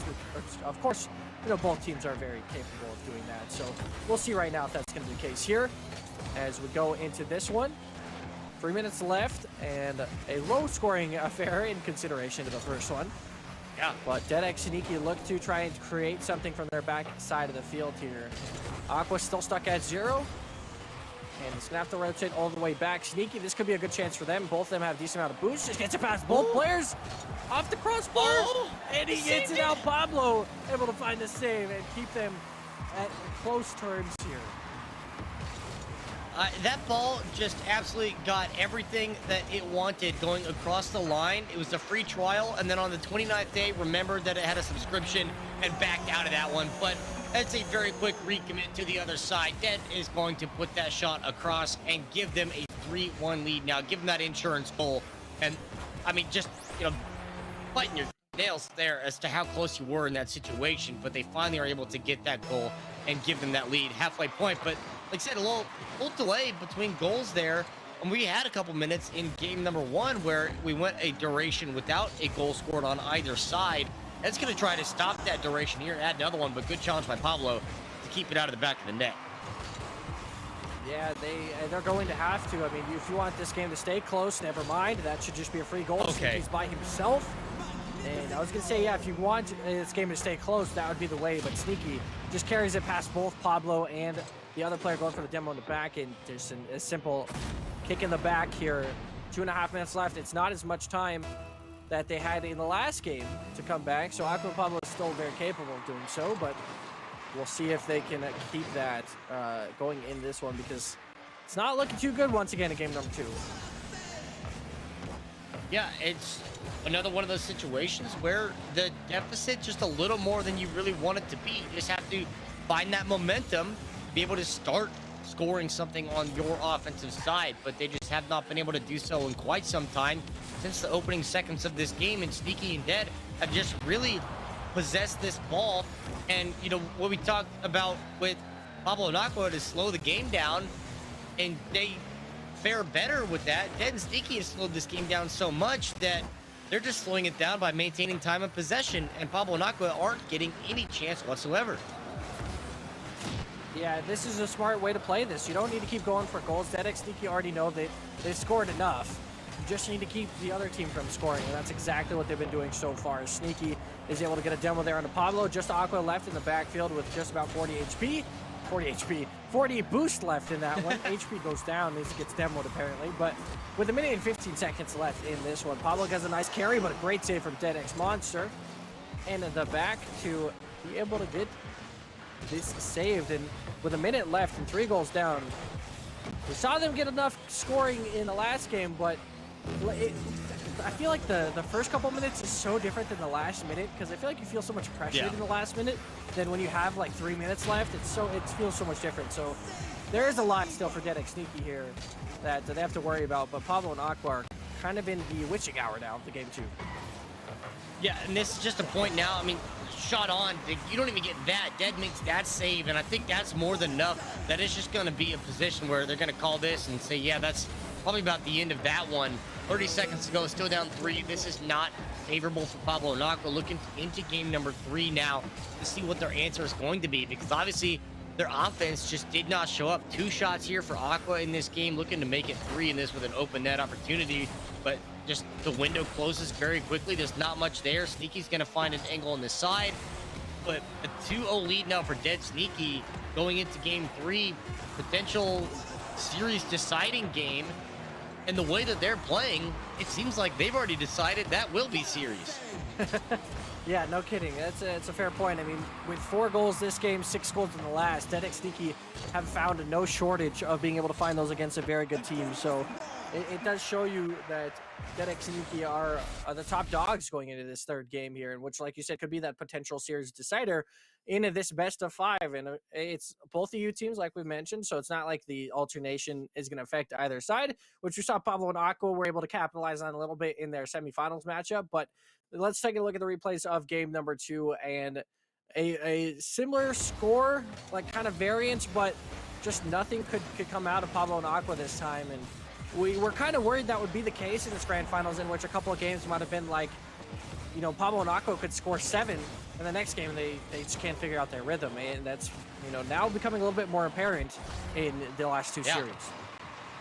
And that's exactly kind of the point that I was trying to get around to eventually before the series started. And just how fast Dead and Sneaky were able to beat Mines 2s, and that just was a lot in saying about how good they are. On the other side, you look at what Pablo and Aqua do, and yeah, they're able to score a ridiculous amount and very quickly, because they just ride off the momentum. but that is a huge if. If they score, if they start to build that momentum, if they get in that position, you can't rely on a lot of those ifs. Where you look at what Sneaky and I mean what they've done, like it's ridiculous just how consistently they play. There is no if to their gameplay. Dead and Sneaky just take care of business front to back, start to finish. Yeah, exactly. They never have had an if in this series. They've constantly been the team that is on top. They are always scoring. They're playing good defense. They have yet to have a lackluster game in which they do neither one of those things. We haven't seen any double commit mistakes from either team. So at least that's good news. It's not like a whole bunch of these mistakes are being capitalized on, or that there are mistakes to capitalize on. But nonetheless, it's the creation of Dead and Sneaky, mostly Dead to be fair throughout the series. But Pablo and Aqua need the start of game 3 like this, and a perfect kickoff goal is going to come through. Yeah, Aqua just takes this off the pinch after that little collision at midfield, and then is able to get that full boost to just send that one to the back of the net. So maybe this is that first goal to start to build their momentum, to start to get something going here. But the fact is they have to continue to add to that one. They can't just take one and be content with that, because we saw how the last game went, where they got a goal very early on. That was it. That was beginning and end of their offense. Aqua's going to add to this one. So now we start to wonder, not only is it if they're building momentum, but is this momentum going to be enough to carry through this game to take us into game number 4? Well, with 4.5 minutes left and the way Dead and Sneaky play, I don't know yet. I'll have to keep you updated on that one, because this game is still in the full hands here for Dead and Sneaky to be able to come back. But like we've already mentioned, this is an incredible start for Pablo and Aqua, in which they have done this now in back-to-back games, where they go off of a really rough game and then are able to counter and come back. So that's very, very good from them so far, and shows that they are resilient and don't go to the mental tilt too often, which is good. So going into this scenario, we'll see how they plan on getting back into this one, or keeping their lead, and we'll see if Dead and Sneaky can get back into this one. Great shot in the bottom left corner of Pablo into the Tomater fashion, goes in reverse, and is able to just barely get that out of this situation. 4 minutes left now. A little bit of lull here in the game, as Sneaky and Dead have to be the ones to create now that Pablo and Aqua have this two-goal early lead. Yeah, and being able to have the position to where they're at. I mean, that was a great shot.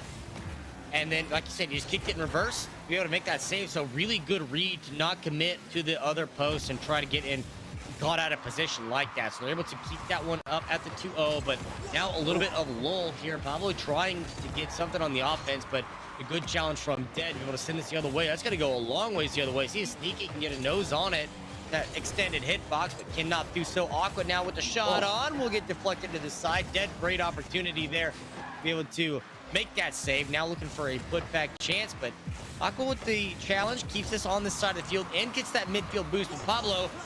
Has no boost, so that one's just going to be easily pushed aside. There's no extra juice will be put on the back of that.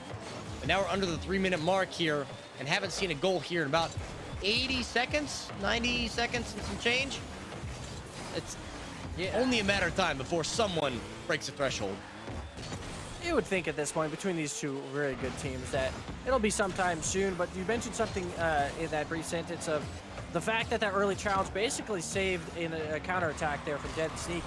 I think it was by Pablo, but that's what you need to do. We mentioned it, is that they just need to play fast. You need to have early challenges, and that is exactly what we're seeing in this third game. They're going for these early challenges, and it's not allowing Dead and Sneaky to create as much as they were before. You see them now, as soon as they are stuck in the back of their net and kind of just waiting, that's where Sneaky and Dead can just easily make shots go in. But when they're challenging on the other side of the field or at midfield and making it to where they don't have the opportunity to cherry pick down the other side, it seems Pablo and Aqua are in much better control of the game. Yeah, and that's a position where they have to recognize the strengths that they have on this. For Dead and Sneaky, while they're on this side of the field, they're spending a lot of time on this side of the field, and they have not yet got across that line, still sitting on that goose egg, looking for something. Sneaky's going to miss on that one, but Dead on the backside is going to get this. Full boost picked up by Aqua. There's a lot of it left here, but does lose possession in the air, unfortunately. Pablo picks up that midfield, so looking for something to stop here. Slows down the attack from Sneaky, who gets the back boost. But now, once again, kick it in reverse. Aqua's going to challenge us to try to send it towards midfield. That does get the midfield, so at least for the time being, keep everything in front of you. But 80 seconds to play. Sneaky with the shot on is going to get saved by Aqua one more time. Ned's going to follow up with an answer and a commit coming across from both players. But a minute left, 2 goals down still. Ned and Sneaky have to find something for the amount of time that they've spent on the other side. This could be that something they're looking for. Great challenge comes through. Good challenge there with the teammate pinch. And that's what they needed. I knew as soon as I saw this challenge here from Dead, that he was able to get past that initial Pablo push there. Sneaky was able to just get a collapsing. And that's really good play from Sneaky in general to be able to get that one in, because Sneaky, his teammate Dead didn't have enough power probably, or a good enough scenario to where he can get that one to go in. So Sneaky with the boost and with the positioning had a much better shot to score that one. And it gets them their first goal back into this one. So a very low scoring affair for this third game, and now suddenly Dead and Sneaky have a way and have hope back into this game 3. Yeah, there is hope, but I think that this is also really interesting, and I'm going to have to put a pin on this one to talk about in between games, depending on how the result of this one goes. We got 30 seconds to play, and it is that lone goal difference here. Aqua's trying to add something on top, but it's not going to get this, but they're on the right side of the field to prevent the attack from Dead and Sneaky. They're trying to keep this out, trying to keep that boost in their pockets here. That is going to have to use all of the boost just to challenge this one in the air across midfield, and now go back for a reset. 10 to play now, and an attack potential here on the other side, but will be left aside. Now Sneaky with the 1v1. Pablo is going to be able to win that challenge, but a demo there on the other side, but they cannot get anything more. Ball's on the ground. They had the chance. Pablo and Aqua come in with the clutch and able to make that stop. 2-1. They come out to win game number 3. And the point I put a pin in to talk about is, yes, that was a good position to be able to get that goal back from Dead Sneaky, but I think it's a better victory, not only outright as a victory, but that Pablo and Aqua can win in a low scoring affair, as you call it, because that team is a team that relies on offense. If they can win with only 2 goals scored, then that is a W across the board for that duo. Yeah, it is. It's a huge W to win that game in such a low-scoring fashion, and what we'll see in the replays here, powered by Microsoft ATL, only 3 goals total in that game. Could have been a 4th, though. That end scenario there, where they got that demo, and it was Pablo against the world, essentially, trying to stop the attack there. Really could have been an equalizing goal, and that was the challenge I was talking about there from Sneaky that got this initial play to go through that I really thought gave them a chance back into that one. So it is off of those creations. It's off of the challenges early for both teams, and we could see that now very easily, that if you play fast on both sides, you can make something happen, and that's just going to be the case of this grand finals. Both teams have to play fast. Yeah, and now I'm looking forward to what the adjustments into game number 3 are, because, you know, or game number 4 rather. We've seen so much from both sides. We've seen offensive affairs, we've seen defensive affairs. Now going into game 4, what is the approach going to be for either side? Is it going to be a defensive matchup, or are we going to see 12 goals one more time? But it wouldn't be a game without an immediate goal off the kickoff. 3 ticks in. Pablo and Aqua are taking the first blood. And that's exactly, I mean, we're at it again. That's exactly what they needed. And it's a great start for them once again. They just, I guess the kickoff goals are expected at this point. I guess you're not wrong there. But Pablo and Aqua need this lead, I feel like. They need to feel comfortable in holding something. That way they're just not immediately down so much to Dead and Sneaky. Because now it's, I've seen both teams are extremely momentum based. And as soon as they get the scoring, it continues. But now we can talk about outliers as always. That game 3 definitely seemed like an outlier in consideration to the other 2, just because Dead and Sneaky only scoring 1, Pablo and Aqua having a lead for the most case didn't really happen in the other 2 games.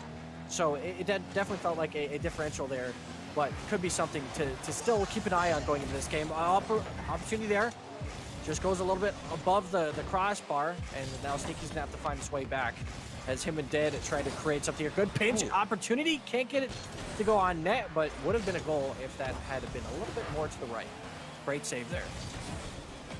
Yeah, almost had that pinch set up. Really well planned out, really well started there, but yeah, as you said, went wide. But a minute gone by since we saw that opening goal. Pablo with the shot on is going to get saved by Sneaky there.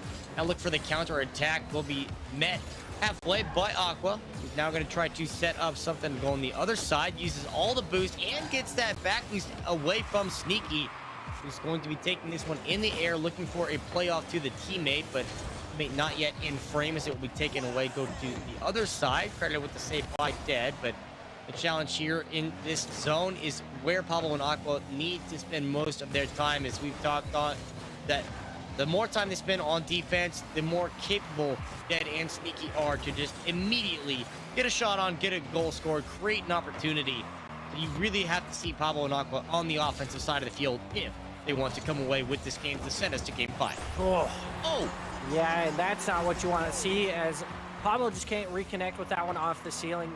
Or it was Aqua, sorry, got this to the ceiling, and then just right here, just couldn't get back to that ball in time, and that's just a perfect pass over to Dead.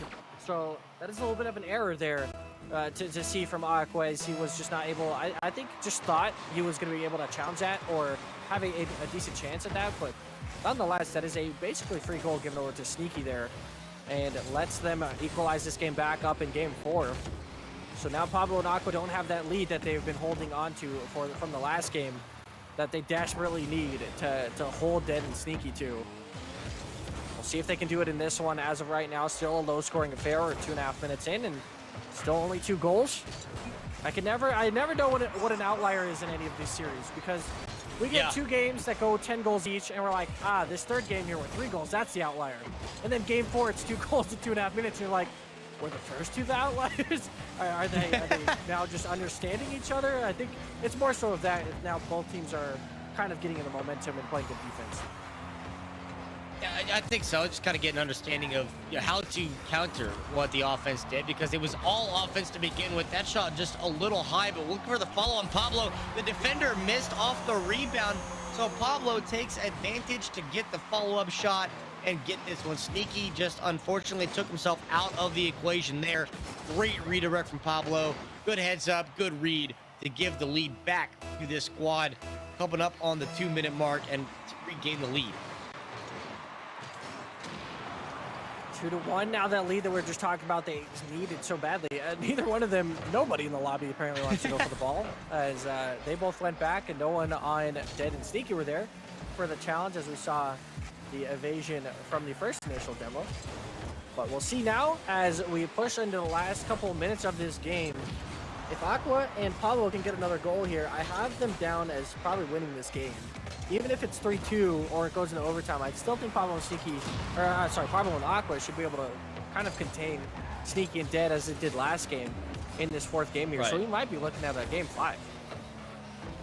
Yeah, and I think that Pablo and Aqua have just kind of understood that, yeah, they can't spend time on their side of the field. And even if it is in a midfield play, all you got to do is just challenge the midfield. That's a great 50, and just to snag that one off the hood from the offense. And that is an easy one to put to the back of the net. Great challenge there from Pablo. Be able to take this from Sneaky and send that in.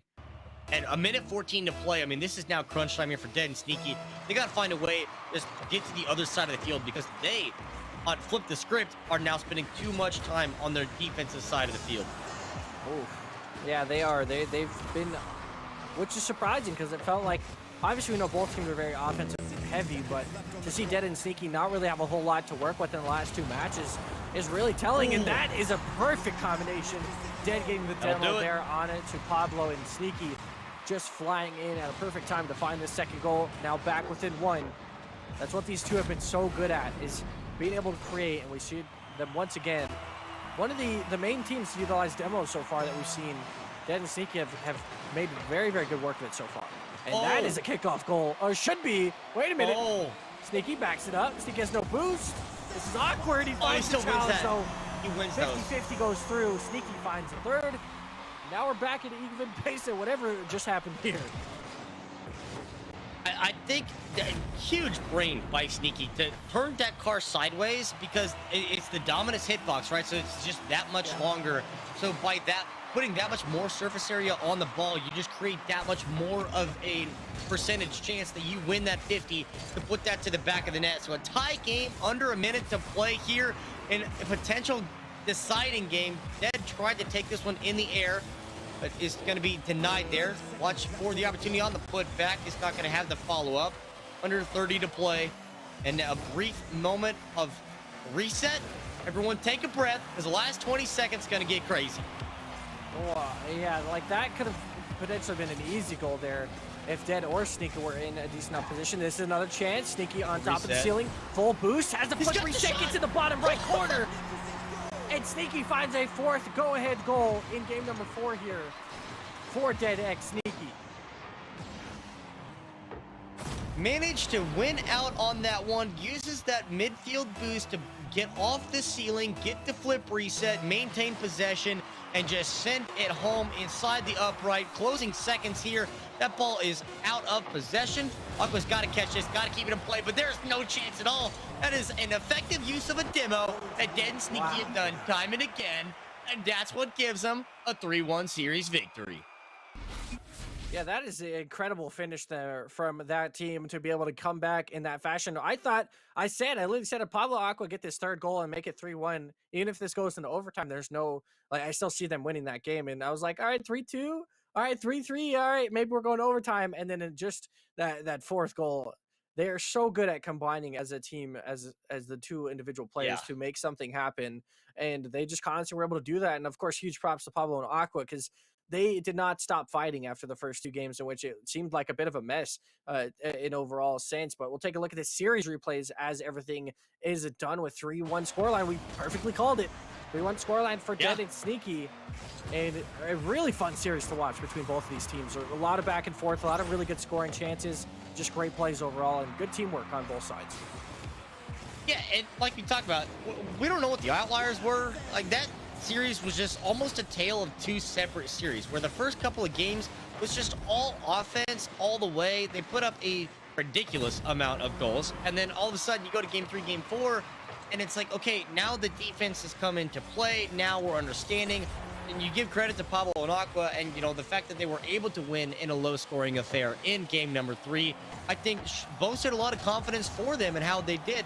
Phenomenal save there by Pablo. I mean, that ball did everything but cross the line. It's just unfortunate that, like, 15 seconds later, this happened, where it's just, okay, you win out and the shot's on and the goal scored. He's still able to get that one, but that's the team play, the team cohesion from Sneaky and Dead that constantly just showed up over and over and over again. And this Sneaky 2000 IQ player to win this 50. Sneaky just, in the last 45 seconds of this final game, just turned it on, just did something. I don't know, leaned forward in the chair, got that gamer boost. I don't know what Sneaky did at the end of that game, but it made a difference. Yeah, it really did. That was incredible for them to be able to come back in that one. Sneaky looked really, really good there, and being able to get everything to go their favor. And like we said, a 3-1 comeback in game 4 is nothing too easy against some very good teams in grand finals. Of course, you're always facing the best team besides yourself in the tournament. So that is just a really hard thing to do. And both teams showed through 4 games incredible comebacks. So it was, like we said, just really fun matches to watch, because neither team was ever out of a game, it felt like, in those 4 games. Yeah, and you talk about the comeback. I mean, it was a 5-0 scoreline at the beginning of this series. We're like, oh, this series is dead Sneaky all the way. Like, there's no chance at all. And then a minute and a half later, it was 5-4. And you're like, okay, well, never mind. Pablo and Naka know what they want to do. And then the offense continued to show up. And then it was, completely the other way. But congrats to Dead and Sneaky for winning. Not only today, but they get that extra little bit of prize money on top of that. But both those teams qualifying for next week. I mean, and you look at the other teams that have also qualified for that. I mean, from last week, we had Stevzy and Mighty P and Serendipity. We saw Misty and Gamma today, the Mighty P, now NXG in this one. From qualifier number 1, Amber Gesa, Top Cougars, this time featuring Smokes and Toxic, and then Cougars Are Us, which is Kieran and Revsy. So there's a question mark as to what Revsy's going to do, because Tech was in a position twice. That's a whole lot of things that the TOs will do, because they are smarter than I am, and they'll understand what to do going into that one. But then you add these 2 teams here with Pablo Aqua and Dead Sneaky, like, that is a stacked finals. And it just shows that even with a seemingly easier qualifier in this time, it really wasn't even that much easier. No, it really wasn't, and it won't get any easier next week when we look at the IATL September finals, where those top 8 teams from the last 3 qualifiers will play up against each other, and it'll be incredible. It'll be me and Trevor back on that, I believe, next week, and we get to see which one of these teams is able to come out on top 3 teams get paid out in the finals. And of course, the top 2 teams today got paid out, and both deservingly so, as they looked incredible today. Very fun series to watch leading into the finals. As we mentioned, this kind of every grand finals of each qualifier is an example of a finals game you're going to watch at the end of the month. So that was a really fun to watch and really fun to see how hopefully that continues in next week. First place for the finals 250, second 150, and then third place gets 100. So like we've mentioned, out of 8 teams, 3 of the 8, you said 37.5%. Decent chances just to come in and qualify, and then to try and actually get something in the finals here. We'll see. I don't even know what teams you want to avoid out on, because watching today's event and knowing the last 2 teams, and some of the other teams we've seen, like Gamma and Misty and Serendipity, like those 2 teams as well. And then Stevzy now look at like the top team in contention to win everything. But I don't even know, after Dead and Sneaky looked so good today. Yeah, they look so good. And then you look at, like, because we just know what Top Cougars can do with Smokes and Toxic. Like, you know, how are they going to fare? Putting their name in the hat. Like, there's like 6 or 7 teams in this one. And yeah, it's like, okay, who do I want to play the least? I don't know. I don't know the answer to that question. Like, it's a ridiculously stacked roster to go into next week. But yeah, Dead and Sneaky come out on top of this one. And also, just a brief shout out to Pablo and Aqua and Dead and Sneaky for their team names, because it makes it so much easier to just not in the spur of the moment forget, like, who's the duo. Well, it's the team name. Duh. Like, that makes it so much easier for us. So shout out to you guys. Yes, that's a very good point. It's very nice to know, because obviously we know Sneaky all the time, but we're like, he's with a different teammate every week. So if he has a different team name, we have no idea. But this time around, yeah, it makes it super easy for both sides. But like we said, just incredible performance out of both teams in that grand finals, and for everybody to get into this qualifier. We, of course, will see you in the finals next week. But thank you, Trevor, so far for all of your great work. And I'll see you next week in the ATL finals for September. And just like we said, incredible action for today, and really excited that we got to see so much. And that will be it for the IATL qualifier number 3. Like we said, we will see you next week at the same time, Thursday, September 30th, 6 p.m. Eastern Time, 3 p.m. Pacific Time. My name is Troy Pibb Welling. That's Trevor Caribou McNeil. And we are going to be out of the action here today. Thank you so much for watching. Again, thanks for the incredible series in the grand finals. We'll see you next week. Have a good rest of your night.